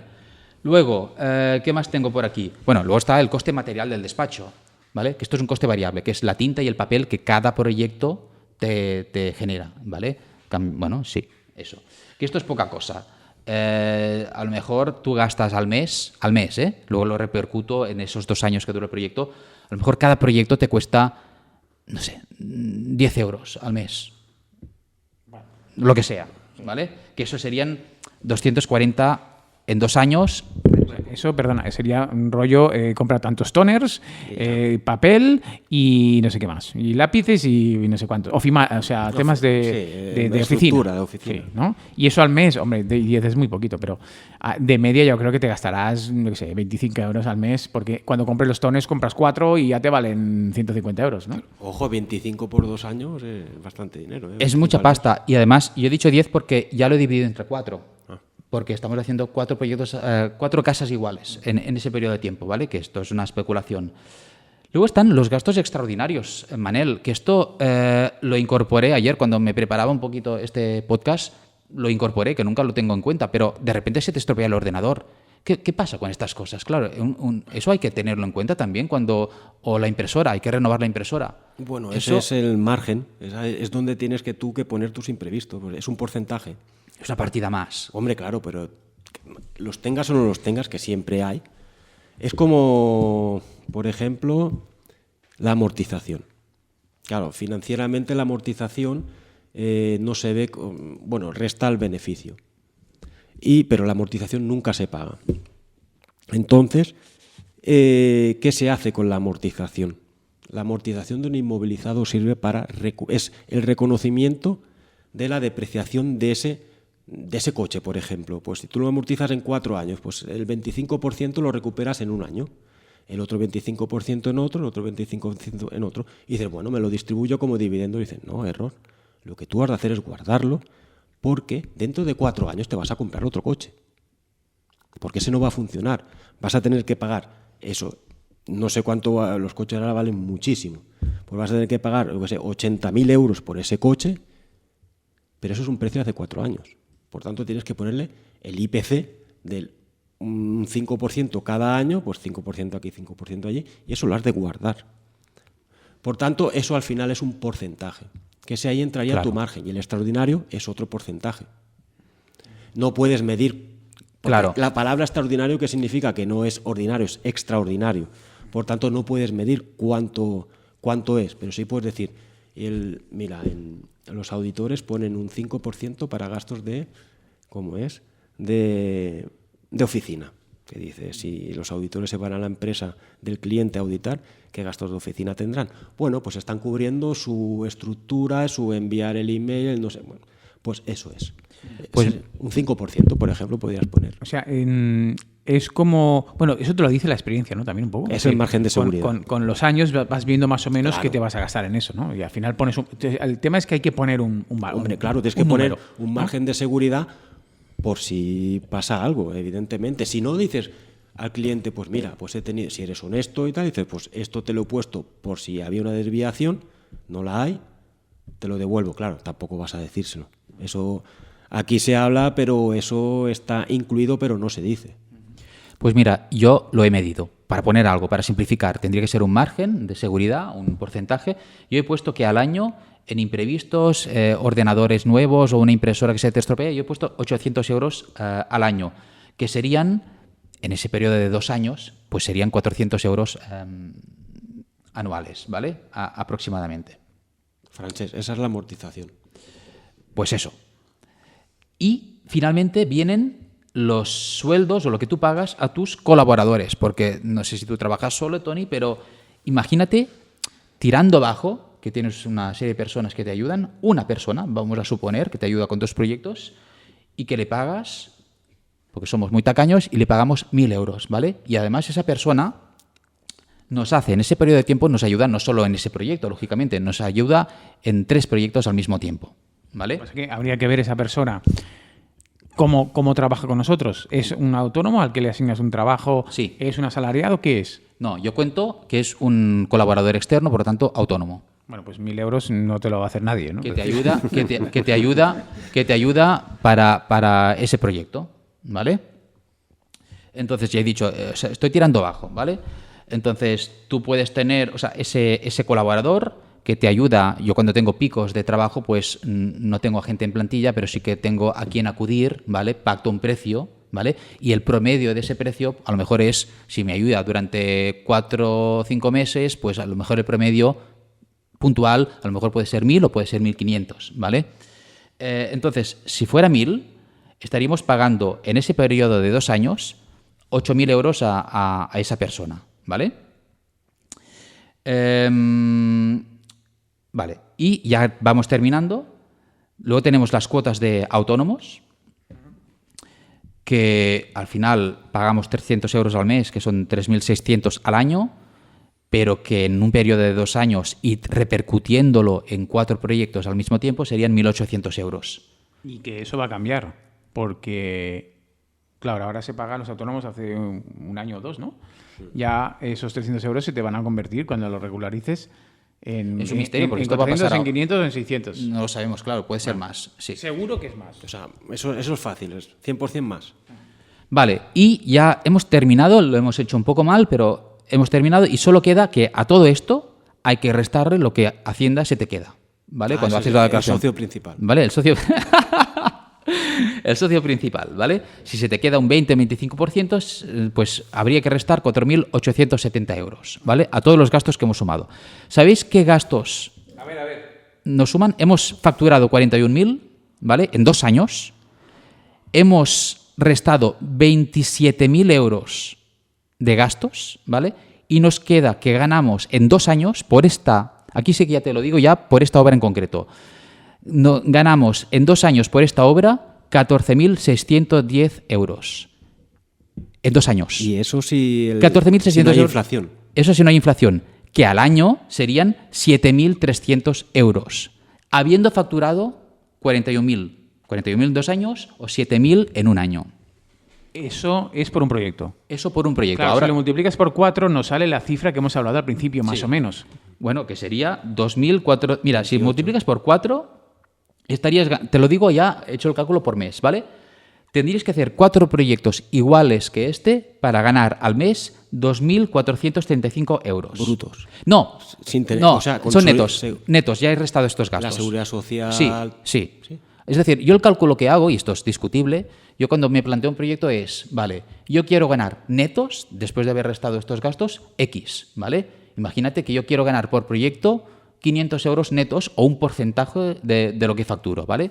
En ese caso, por proyecto estaríamos ganando unos 600 euros, según los cálculos que hemos hecho, ¿vale? Pues yo, ¿cuántos proyectos debería hacer para ganar un sueldo tirando a digno, que no lo es, ¿eh? Porque si gano yo haciendo 4 proyectos 2.400 euros netos al mes, estamos en la estadística que nos comentabas tú antes. Por debajo yo diría que Sí, estamos. por debajo, los 32.000 Bueno, euros. aquella estadística era No, es que brutos. un arquitecto funcionario, por ejemplo, ya gana eso. Sí. O sea, por lo tanto, todo este esfuerzo que has hecho Para obtener lo no mismo- sirve absolutamente para nada. Para eso métete a función pública y vas a ganar lo mismo. Y ya está. Sí, y encima vas a tener vacaciones. Y no arriesgas. Y pagas dobles, claro. Y no arriesgas. ¿Vale? O sea que, Francés, no sé qué haces aquí sentado. ¿vale? Pues mira, un podcast. Esto es lo que hago, ¿vale? Bueno, en otra palabra, lo que acabas de decir se llama break-even point. Eso financieramente tiene el break-even point, se llama así, y también tiene un cálculo. En este caso, un número de horas lo podríais calcular. O sea, el resumen, para que nos entiendan, sería de 41.000, números gordos, vas a ganar una tercera parte. Sí. Más o menos, ¿no? Sí. O sea, una tercera parte de lo que tú vayas a facturar es lo que te vas a quedar. Un 35% en este ejercicio que hemos hecho, sí. Claro, tú le dices al cliente 41.000 euros por 4 planos. Esto es la respuesta inmediata que tienen. Además, somos artistas. O sea, Sí, sí, Depende de la persona, pero, también- pero bueno. sí, no, y que hay clientes muy profesionales, que no se enfade nadie. Pero es verdad que esos 41.000 euros, hay unos gastos asociados de seguro, de visados, de desplazamientos, de costes de despacho, que lo repercutes entre el número de proyectos que haces y te queda que ganas 14.000 euros de esos 41.000 en 2 años o 7.000 si lo repercutes al año, ¿no? Entonces, ¿cuál es para ti un sueldo digno, Tony? Ahora olvídate de proyectos. ¿Qué te Un gustaría sueldo ganar? digno al mes. Sí. Para mí, claro, depende también si vives solo, si vienes en pareja, si tienes hijos, etcétera, ¿no? Pero para mí un sueldo mínimo al mes, mínimo tendría que ser 2.500 euros. Mínimo. Para mí- Por persona, ¿eh? Para mí no es... bueno, netos. Sí, claro. Bueno, mínimo, vale. Pues entonces, bueno, lo tienes que hacer... Mínimo en esta profesión, ¿eh? Con los inputs que tiene esta profesión. Es decir, para mí, claro, no es lo mismo ir a una fábrica a poner tornillos, que es muy digno, ¿eh? Pero que no aporta el valor que puede aportar y no tiene la responsabilidad que puede tener esta Claro, profesión. porque aquí tienes un seguro, también tienes que pagarte un seguro y eso significa que tienes responsabilidad civil. Exacto. Entonces ¿qué menos que 2.500 euros netos al mes? Mínimo, ¿eh? Claro, porque habláis de sueldo, pero yo hablaría sueldo más beneficio, porque al final estás poniendo en riesgo tu patrimonio. Y dices, Claro. Claro, tienes que tener un beneficio, ¿por qué no? Y también aquí te has olvidado, desde mi punto de vista financiero, es, muy bien, yo esto lo he calculado hoy, pero lo acabaré en el 2026. ¿Cuánto Totalmente. valdrá el dinero en el 2026? ¿Que ahí subirá la inflación un 3% en 2 años? Pues 3 por 3 es un 6, más 3 por 3 es 9, pues 6,09. Entonces tú has de añadirle ese 6,09, Totalmente. No, esto no lo he calculado. O sea, sería peor aún. más ¿vale? tu margen, Sí, sí. que es el riesgo. Totalmente. Con lo cual, ostras, yo es que no sé qué decir después de hacer estos números. No, es muy fácil, hay que cobrar más. Sí. Hay que cobrar más y si un cliente no quiere pagar eso, no te interesa ese cliente. ¿Significa eso que tienes que buscarte la vida por otro lado? Pues búsquetela por otro lado. Pero lo que no puedes hacer es, para tener un trabajo en teoría, llegar a bajar en los honorarios tanto que al final veas que no te salen a cuenta. O sea, búscate otro cliente. Es que ese no te vale. No, totalmente. Por eso hay muchos arquitectos que creo que hacen un flaco favor a nuestro sector porque compiten de forma desleal, trabajando, primero, o porque no saben calcular honorarios, que es probable, o porque van a reventar el precio de mercado. Entonces, es verdad que nos encontramos que un cliente dice, ostras, yo tengo un amigo que me lo hace por la mitad, pues ve con el amigo, ve con el amigo, ningún problema. Yo no puedo hacerlo porque yo te ofrezco una calidad, ¿vale? Luego se van con el amigo y la obra se dispara de precio porque no estaban bien hechas las mediciones, no habían previsto las partidas. O no, o resulta que todo cuadra, pero el que pierde es el arquitecto, porque ganarás una miseria. Claro. Es decir, el arquitecto cobra X dinero sabiendo que es mucho menos de lo que toca, todo lo hace perfecto porque invierte un montón de horas, etcétera, etcétera, etcétera, pero quien pierde es él, porque al final ganas 500 euros al mes y con eso no haces nada, te mueres. Y eso lo hacen muchos despachos, ¿eh? O sea, muchos arquitectos que por tener trabajo no están viendo que realmente están perdiendo dinero cada día que pasa, ¿no? Y, o sea, que habría que cambiar el chip en ese sentido y hacer un poquito de números, como estábamos haciendo nosotros, en función del proyecto. Y ya te digo, la experiencia te va diciendo si las cosas cuadran o no cuadran. Porque es que si no, de entrada... A mí cuando me han dicho muchas veces, no, es que tengo otro arquitecto que me lo hace por la mitad. Y pienso, o está loco... O trabaja o tiene un robot o no sé qué, pero no puede ser. O sea, una cosa es que sea un poco más barato, un poco más caro, otra cosa es que lo haga por la mitad. Con un 10% arriba, abajo, y claro, bueno, vale, lo entiendo. Sí, imagínate este caso de 40.000 que lo haga por 20.000.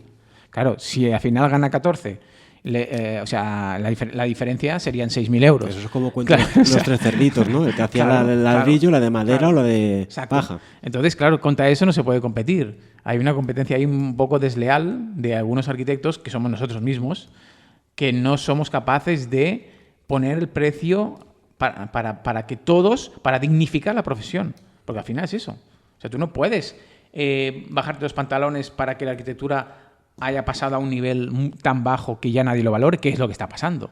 Porque ahora ya el arquitecto, a consecuencia de eso seguramente, y de otras cosas, pues está en un plano muy secundario, porque es lo que hemos dicho muchas veces, el mal menor. Es que necesito un arquitecto para hacerme la casa. Si pudiera, no lo tendría.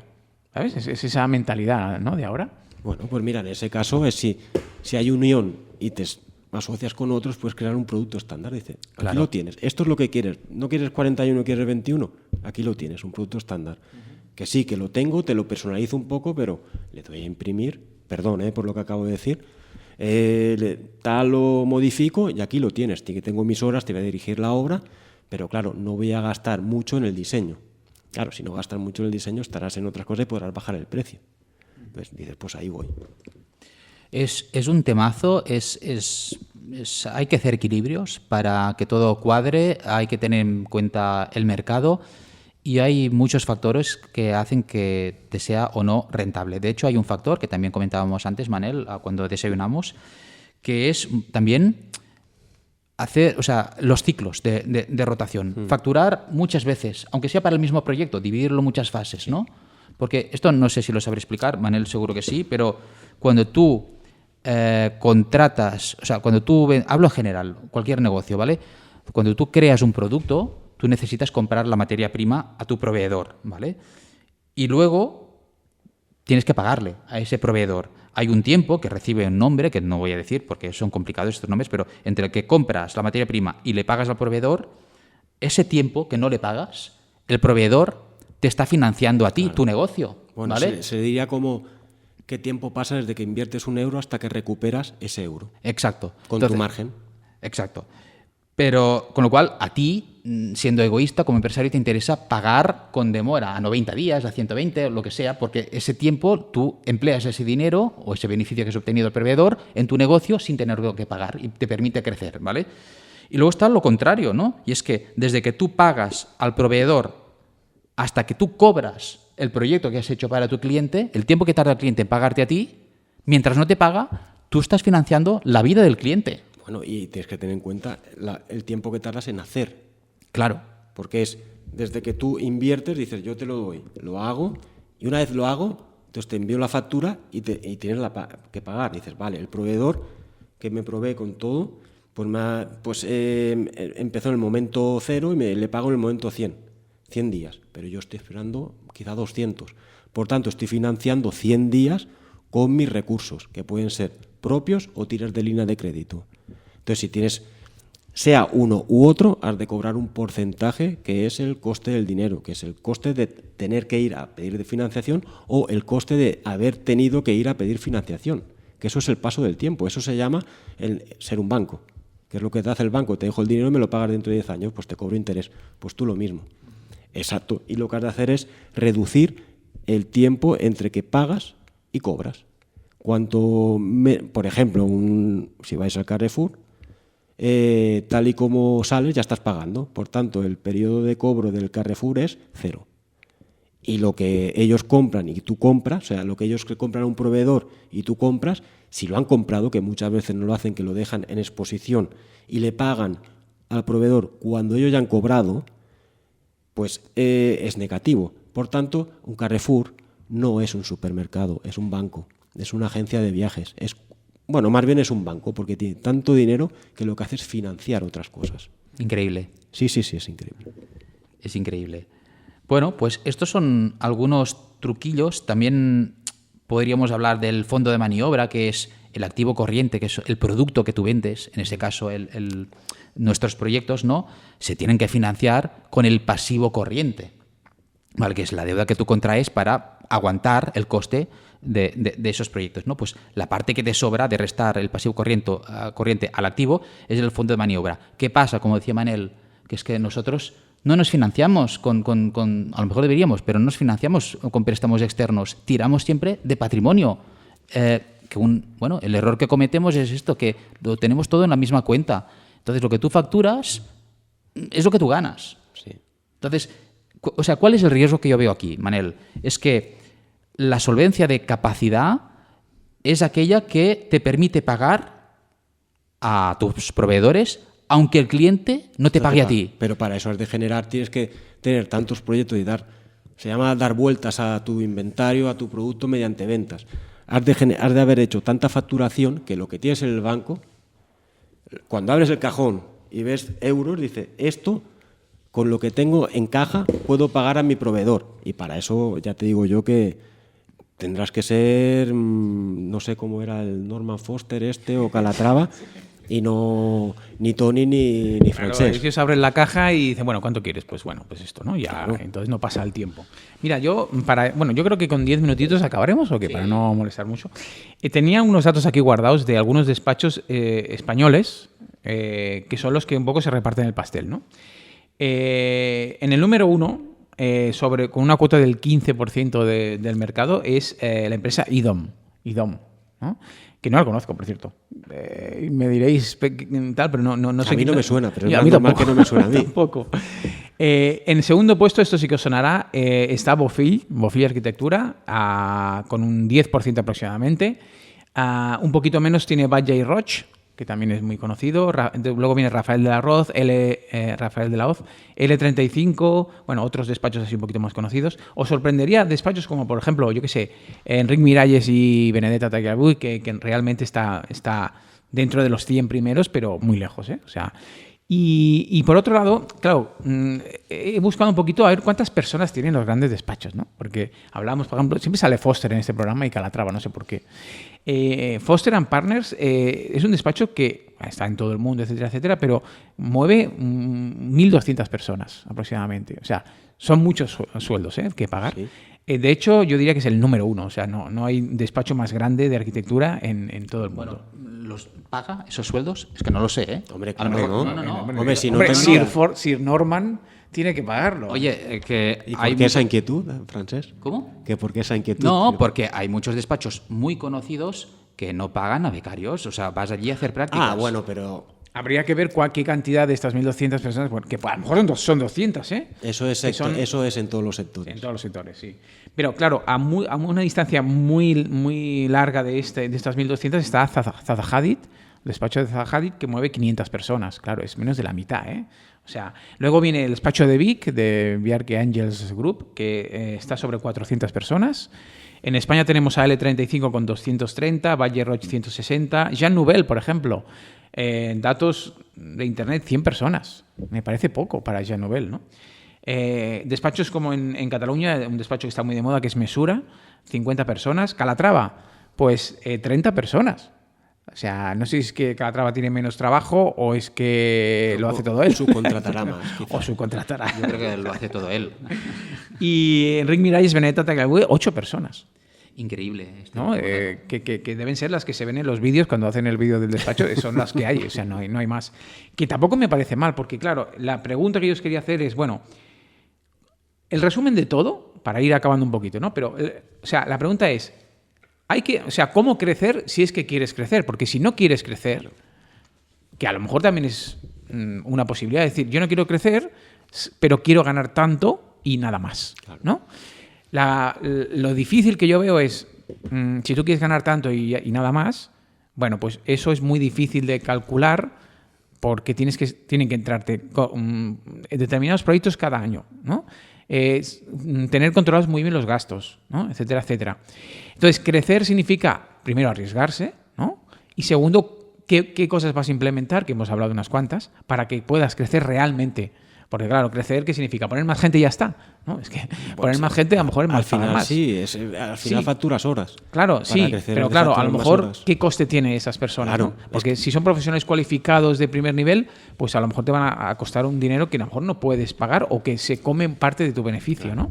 Entonces, hay que equilibrar muy bien y por eso yo os quería un poquito acabar este podcast diciendo algunos truquillos, algunos consejos, un resumen de lo que hemos hablado, pero hablando ya en positivo, porque nos hemos quejado mucho, pero ¿qué cosas podemos hacer, los pequeños despachos o medianos, da igual, o los grandes, me da lo mismo, para poder implementar fórmulas o cuáles son los conceptos básicos con los que nos tenemos que quedar hoy, para decir, mira, oye, tú quieres ir un poquito más adelante, ¿qué tienes que hacer? ¿No? Yo me he quedado con 2, pero seguramente tendrían que ser más, ¿no? Uno es aliarse. Alíate. Yo no soy, Francesc, que tú eres peor que yo no soy de aliarme, porque, y esto es problema mío, no me fío de nadie. Que eso lo he, digamos, lo he cogido de ti un poquito, ¿no? Sí que me fío. Lo que pasa es que no es lo mismo que tú estés centrado en un proyecto que llevas tú y que necesites ayuda externa, que la ayuda externa evidentemente que hay profesionales muy buenos, pero que se van a poner en su sitio. Es decir, te lo digo, mira, te pongo un ejemplo. El otro día le hablé con un ingeniero que le pedí, oye, tendríamos que resolver este tema y lo hace muy bien, lo primero que me dice es, bueno, vale tanto. Es decir, vale tanto la consulta, ¿vale? Y está en su derecho, lógicamente. Nada más faltaría, es su tiempo, y su tiempo vale dinero, ¿no? Sí. ¿Cuántos arquitectos hacemos eso? ¿Cuántos arquitectos nos hacen una consulta y cobramos por eso? Pues yo creo que muy pocos. Muy pocos o ninguno.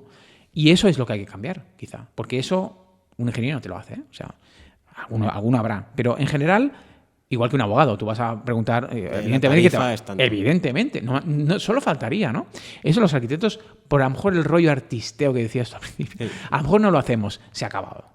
O sea, si quieres ponerte en tu sitio y tus horas valen dinero, pues valen lo que valen. Hombre, fíjate, sí, tú facturas por proyecto, pero imagínate que todo el mundo te pide un presupuesto para un proyecto, tú solo presupuestas y después no te sale ninguno, pero tú has estado todo el año trabajando. Por tanto dices, ¿cuánto he ganado? Cero. ¿Cuánto he trabajado? Mucho. La hostia. Pues, es lo que pasa a las constructoras, que muchas de ellas hacen muchos presupuestos, que eso todo es un trabajón, y luego a lo mejor solo les salen pues un tercio. Claro, pero para eso has de poner todo ese trabajo, una de dos. Hay dos opciones. Una constructora es una empresa. Una empresa, pues quizá que no te factura la consulta, pero un profesional, al final, tú tienes tu hora. Tú tienes 8 horas al día, 10, 12, y tú lo que has de hacer es facturar horas. Si tú sabes tu coste de hora, dices, oye, esto, dice, te voy a cobrar, no te voy a cobrar 300, te voy a cobrar 100 por la consulta, porque yo vivo de esto. Pues te dices 100. Ah, pues no, me voy a otro. Bueno, pues vete a otro. Vete. Pero al final estás poniendo en valor tu trabajo y tu conocimiento, que es de lo que se trata, creo yo. Sí, totalmente. O sea, yo creo que es una de las cosas que hay que cambiar si realmente quieres crecer un poquito o hacerte valer, ¿no? O sea, otro de los temas que hemos hablado es la escalabilidad. Hay que ser escalable. Sí. ¿Cómo? Es difícil en la arquitectura, que pienso. Pero bueno, hemos hablado de centrarte en qué tipo de proyectos vas a hacer. A lo mejor te dedicas a una cosa determinada, a lo mejor solo haces hoteles, yo qué sé. Pues solo haces hoteles, ¿eh? Y sabrás cómo se hace un hotel perfectamente y tendrás ejemplos que has hecho tú mismo, etcétera, etcétera, ¿no? Luego, reducir los gastos. O sea, una forma de ser escalable es tener muy controlado los gastos y decir, no, esto fuera, esto no lo vamos a hacer o no lo vamos a implementar. Claro. O implementarlos para invertir en algo, ¿no? Claro. Por ejemplo, está muy de moda, empezar a darle a la capacidad al cliente de que se ponga unas gafas de 3D y pueda ver su proyecto, ¿no? Pues a lo mejor hay que invertir un poco de dinero en esto para que darle esa cosa que no te la da casi nadie, ¿no? Bueno, pues a lo mejor eso hay que verlo como una forma de escalabilidad, ¿no? Yo en este sentido te diría que, claro, yo por ejemplo tengo 50 años, quizá que yo soy un viejuno para la generación que viene ahora, porque la generación de ahora es completamente diferente. Ya has de enseñarle las cosas, lo que has dicho tú de las gafas, vamos, es que ellos lo quieren, pero no te lo preguntan, ¿no? Es que si no me lo da, dices, ¿dónde he ido? ¿Qué despacho? Dice, Sí, esto es un despacho de los años 80, claro, que los años 80 ya pasaron hace 3 siglos. Exacto. Hay que eso se llama ser actual. Exacto. Y luego otro tema que tiene que ver con la escalabilidad, yo creo que es aportar valor. Es decir, si no puedes competir en precio, pues compite en valor. Es decir, da una serie de cosas que esta, por ejemplo, de las 3D sería una cosa, pero pueden haber más, ¿no? Es decir, estás dando cosas que no te da nadie más y eso a lo mejor no son cosas, es tiempo o es dedicación o es especificar mucho mejor las cosas o es hablar más con los constructores, yo qué sé. Pero das algo que no dan los demás, ¿no? No sé si aparte de aliarse y aparte de la escalabilidad, hay algo más, bueno, seguro que sí, que podríamos dar como recomendación o truquillos para la gente que se dedica a esto. Bueno, yo de entrada matizaría una cosa que has dicho y es que yo solo contemplo competir en valor. O sea, no me planteo competir en precio y si no tengo clientes, pues a lo mejor dejo el sector de la arquitectura antes que competir en precio, por el bien de todos. Yo añadiría, saber entender la tesitura económica del contexto actual, cuándo tienes que potenciar los gastos fijos y cuándo los variables, lo que hemos hablado, ¿no? Esto es fundamental. Esto lo aprendí en el máster y se me abrió un poco de luz al tema. Y luego hay una cosa también interesante que no hemos tratado, pero lo digo muy rápido y no quiero abrir debate porque vamos terminando, pero es la diferencia entre el ROA y el ROE, y ahora me pongo exquisito, ¿vale? Pero el ROA es la rentabilidad de los activos, ¿vale? O sea, lo que tú ganas por cada activo que vendes, por cada proyecto. Es tu negocio. Es tu negocio, ¿vale? Negocio. Te da una idea de cómo de bueno es tu negocio. Pero el ROE es la rentabilidad del propietario, ¿vale? Por cada euro que el propietario pone en tu negocio, por ejemplo, tú como jefe de tu propio despacho, por cada euro que inviertes en tu negocio, ¿cuánta rentabilidad ganas? Y dirás, a ver, no lo acabo de entender. Pues te pongo un ejemplo. A lo mejor tu ROA es el que es y ganas lo que ganas. Puede ser más, puede ser menos. Pero si además inviertes en tu despacho comprando, no sé, ordenadores nuevos, resulta que tu productividad se doblará porque serás más rápido. El ROA será ganar lo mismo por proyecto, pero como eres más productivo, pues obtienes un retorno, ¿no? Que es lo que tú inviertes o mantienes en tu despacho. Entonces, saber también en qué invertir dentro de tu despacho, desde el punto de vista del propietario, no solo de la actividad que tú vendes, esto también es interesante. No sé si es exactamente así, pero creo que esta es la diferencia entre ROE y ROA. Y bueno, no sé si Manel quieres añadir algo. Yo tengo un apartado final que es métodos para cobrar o consejos para cobrar. Pero antes, Manel... Yo añadiría a todo lo que hemos dicho que sí, está muy bien el ROA, el ROE, pero antes de todo, antes de de tener un proyecto y sacar el presupuesto y ver el beneficio, primero lo que hay que saber es cuál es tu punto muerto. ¿Qué quiere decir? No estoy hablando de matar a nadie, sino del break-even point. No. O sí, depende del cliente lo que te diga. Si dale un botón a la impresora ya tengo el plano. Pero lo que me refiero es cuánto he de producir para estar en cero, para absorber todos mis costes, que eso se llama el punto muerto.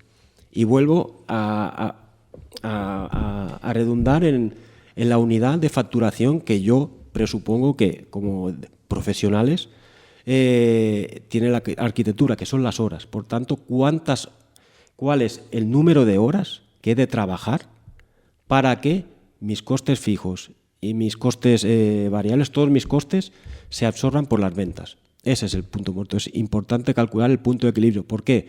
Porque también ese punto muerto te permitirá tener lo que se llama barrera de seguridad, que quiere decir que dices, si mi punto muerto son 10.000 horas, o yo qué sé, por ejemplo, 1.600 horas, pues he de trabajar mínimo, cuando estoy en 1.700, digo, Ahí se empiezan a encender las luces y empiezan a lo que hemos dicho antes, a tomar decisiones sobre costes variables.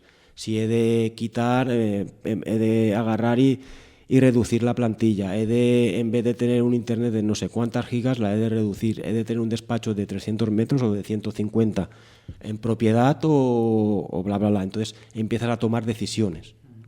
Ese me parece un punto importante. Claro, después viene el saber el escandallo, porque una cosa son unidades, otra cosa es el precio, el escandallo, costes directos o indirectos al producto, que ya empezamos a tener otro tipo de costes. Añadir siempre el paso del tiempo, lo que influye en el euro, o sea, en el precio. Lo que influye en el precio es, de hoy hasta el año que viene, que acabo el proyecto, ¿cuál va a ser la inflación? No lo sabes, pero yo le pongo un 3%. Y si ese dinero, en vez de invertirlo en un proyecto, lo pusiera en el banco, ¿cuánto me daría el banco? Pues un 2,5%. Pues ese coste de oportunidad de tomar la decisión entre invertir en un valor seguro, que es en un banco, bueno, si se le puede decir seguro, de tener el dinero allí, sabes que al año que viene tendrás un 2,5% asegurado, o jugártela e irte a un proyecto y dices, y aquí quiero ganar un 5%. Pues bueno, se paga el riesgo más, o sea, es el coste de oportunidad. También hay que añadirlo ahí. Manel, una pregunta. ¿Todo eso que a nosotros nos cuesta tanto como arquitectos, esto tú que auditas empresas, en general la gente lo tiene en cuenta, depende mucho de cada sector? Es decir, toda esta previsión, que para mí es un trabajo en sí mismo, ¿vale? Los negocios, claro, el tío que ha estudiado jardinería sabe de plantas, pero no sabe de números. Entonces, ¿eso tú qué percepción tienes de las empresas? ¿Lo hacen bien? ¿No? ¿Tienen suerte? Depende del tamaño. A ver, si te vas a una empresa muy grande que tiene personas que han estudiado y esto, claro que lo tienen. Por eso cuando te dicen, oye, me pagas esto, pero si me lo pagas ahora te hago un pronto pago de un 5%. ¿Realmente crees que te estás ahorrando algo? Lo que te están diciendo es, el coste de la vida de aquí a que me pagues para mí es un 5%, eso es mi coste de financiación del pasivo. Por tanto, si me lo pagas ahora, ya no lo tengo. Y encima, tengo el dinero ahora y mi periodo de caja, que quiere decir el periodo entre que pago al proveedor y el que recupero mi inversión vía cliente, pues la acabo de optimizar a saco. Solo he perdido un 5%, pero quizá ese 5%, ese 2,5%, ese 1%, es menor que el tener inmovilizado ese dinero en el balance. Quizá estaría bien, es que claro, por ejemplo, en la carrera, como en tantas carreras, no nos explican nada de esto. Es decir, el tema financiero aplicado a la empresa, a la profesión que vas a ejercer, claro, eso no nos explican. La cultura, ¿no?, de las finanzas, claro. En la escuela. Mira, claro. Por ejemplo, ahora voy a hacer he hecho un curso de cocina y me han explicado el escandallo del producto, el escandallo de un plato, y es súper importante.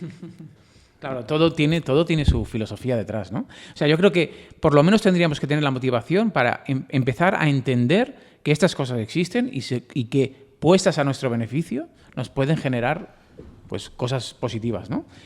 No tenerlo en cuenta y pensar que todo se hace a ojo de buen cubero, como decíamos antes, sí.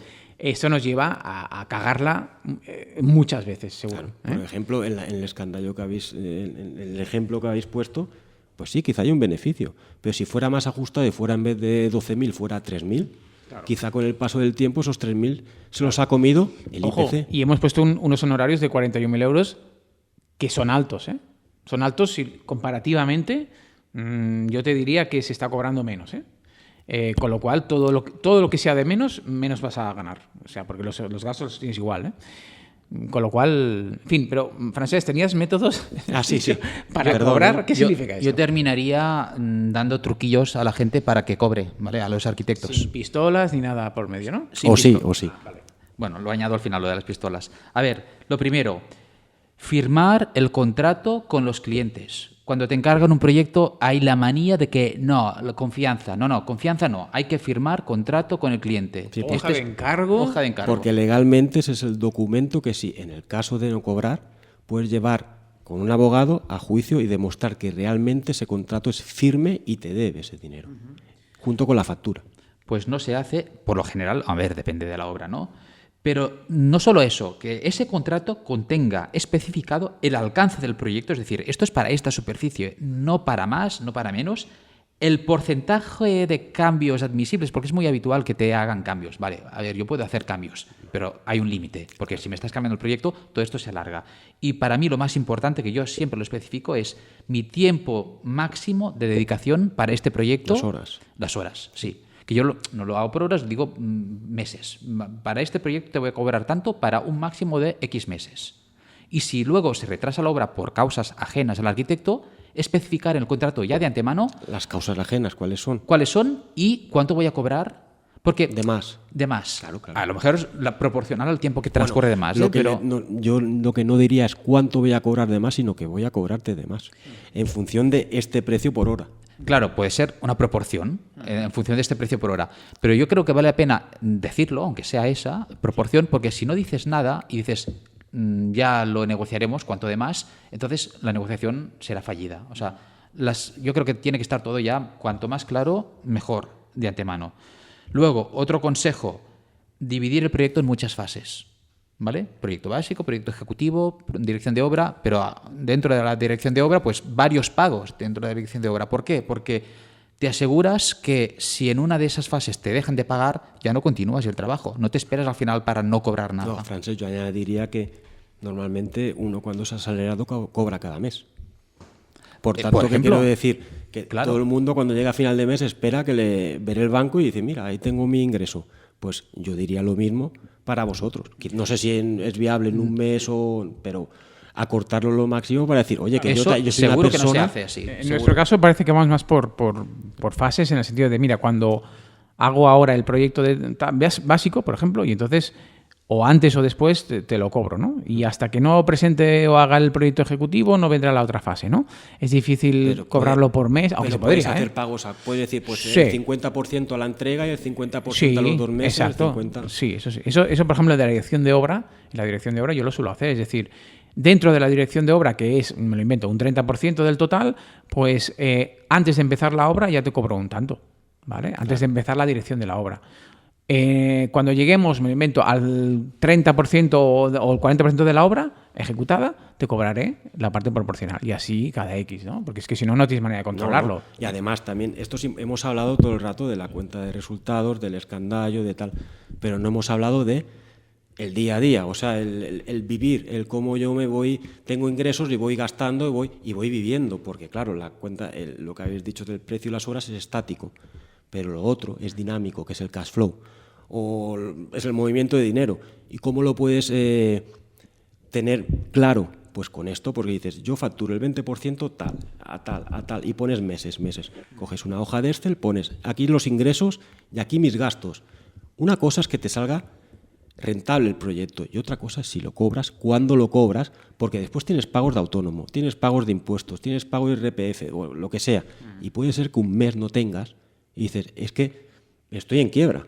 Dice, pero si tienes beneficio, dice, no, es que el decalaje entre cobros y pagos hacen que esté en quiebre, tengo que ir al banco y me dicen, no te voy a dar nada, por tanto, estás fastidiado. Por tanto, eso también es importante, el poner en el santo Excel, pues poner ahí todo en lo que son ingresos, cobros y pagos, pagos de impuestos y saber cuánto excedente o no excedente tienes, porque si no tienes excedente dices, bueno, pues me voy a un banco, digo, oye, déjame una póliza de crédito de 5.000 para cubrir esto. Y ellos también te pedirán tu plan de... Lo que estás diciendo es que a lo mejor tu proyecto es rentable, pero por un tema de cash flow Claro. te quedas a cero en un momento dado Claro, y no puedes seguir. Hombre, tú dices, no, si yo ganaré, dentro de 3 años tendré 200.000 euros en el banco. Y dices, muy bien, ¿y ahora?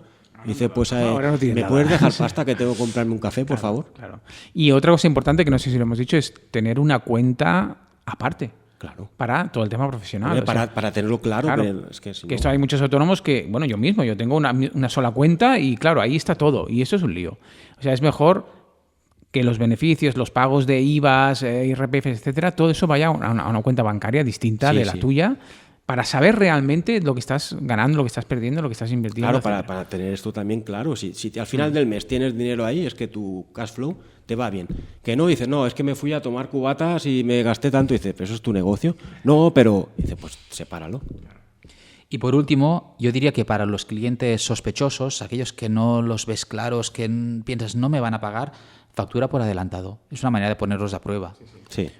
hay que hacerlo. O sea, yo incluso diría que cobrar siempre por adelantado. Yo te diría una siempre. parte, un 5, un 10%. Una provisión de fondos siempre hay que hacerla. Provisión Siempre. de fondos, sí, porque tendrás que vivir también. Claro. O sea, antes de empezar nada, tienen que pagar una parte. Lo siento, es así. Pero es sí. que lo han de entender. Todo Sí, el mundo no, eso funciona yo así. creo que... Pero claro, yo creo que la gente lo entiende, pero es más el hecho de hacerlo. Es decir, muchas veces no nos atrevemos a hacerlo. Hazlo. Por el que si la desconfianza... Dice, no, es que Sí, pensarán que pero es al desconfío. revés. No hay Es que al tener revés. vergüenza de eso, hay que hacerlo. Claro, es al revés porque te estás diciendo a ti mismo y le estás diciendo al cliente que vamos en serio, que las cosas se hacen de una determinada manera y por lo tanto vamos a ser todos profesionales. Y para empezar a ser profesional hay que cobrar una provisión de fondos, ya Pues está, no nada más. Vas con tu propuesta, te la aceptan, haces tu contrato, te lo firman, dice, y una provisión de fondos, pues es que se hace en todos sitios. Yo en el mundo que me he movido de consultoría siempre hay una provisión de fondos. Cuando empiezas, 20%, 10%, ahí lo tienes. ¿Por qué? Sí. Porque has de pagar sueldos, entre medio. sí, claro. Sí, hay que financiar el activo corriente y el no corriente. Bueno, hemos terminado, yo creo. Venga, pues sí, acabamos este podcast que yo creo que otro día lo continuaremos porque hay muchos temas que los hemos introducido solamente, pero que habría que hablarlos en detalle. Agradecemos a Manel Ballester que nos haya acompañado hoy, auditor financiero y auditor informático, que esto de auditor informático un día nos lo explicarás. Sí, ¿no? es fácil. Porque también has hablado de cocina, o sea, haces de todo un poquito, o sea que ya nos va bien que nos expliques tu experiencia. Nosotros nos vamos yendo y nada, que nos veremos la semana que viene, si Dios quiere, en otro podcast de Noche de Entrega. Francesc, ¿cómo lo ves? Bueno, sí, por mi parte sí. Sí, venga.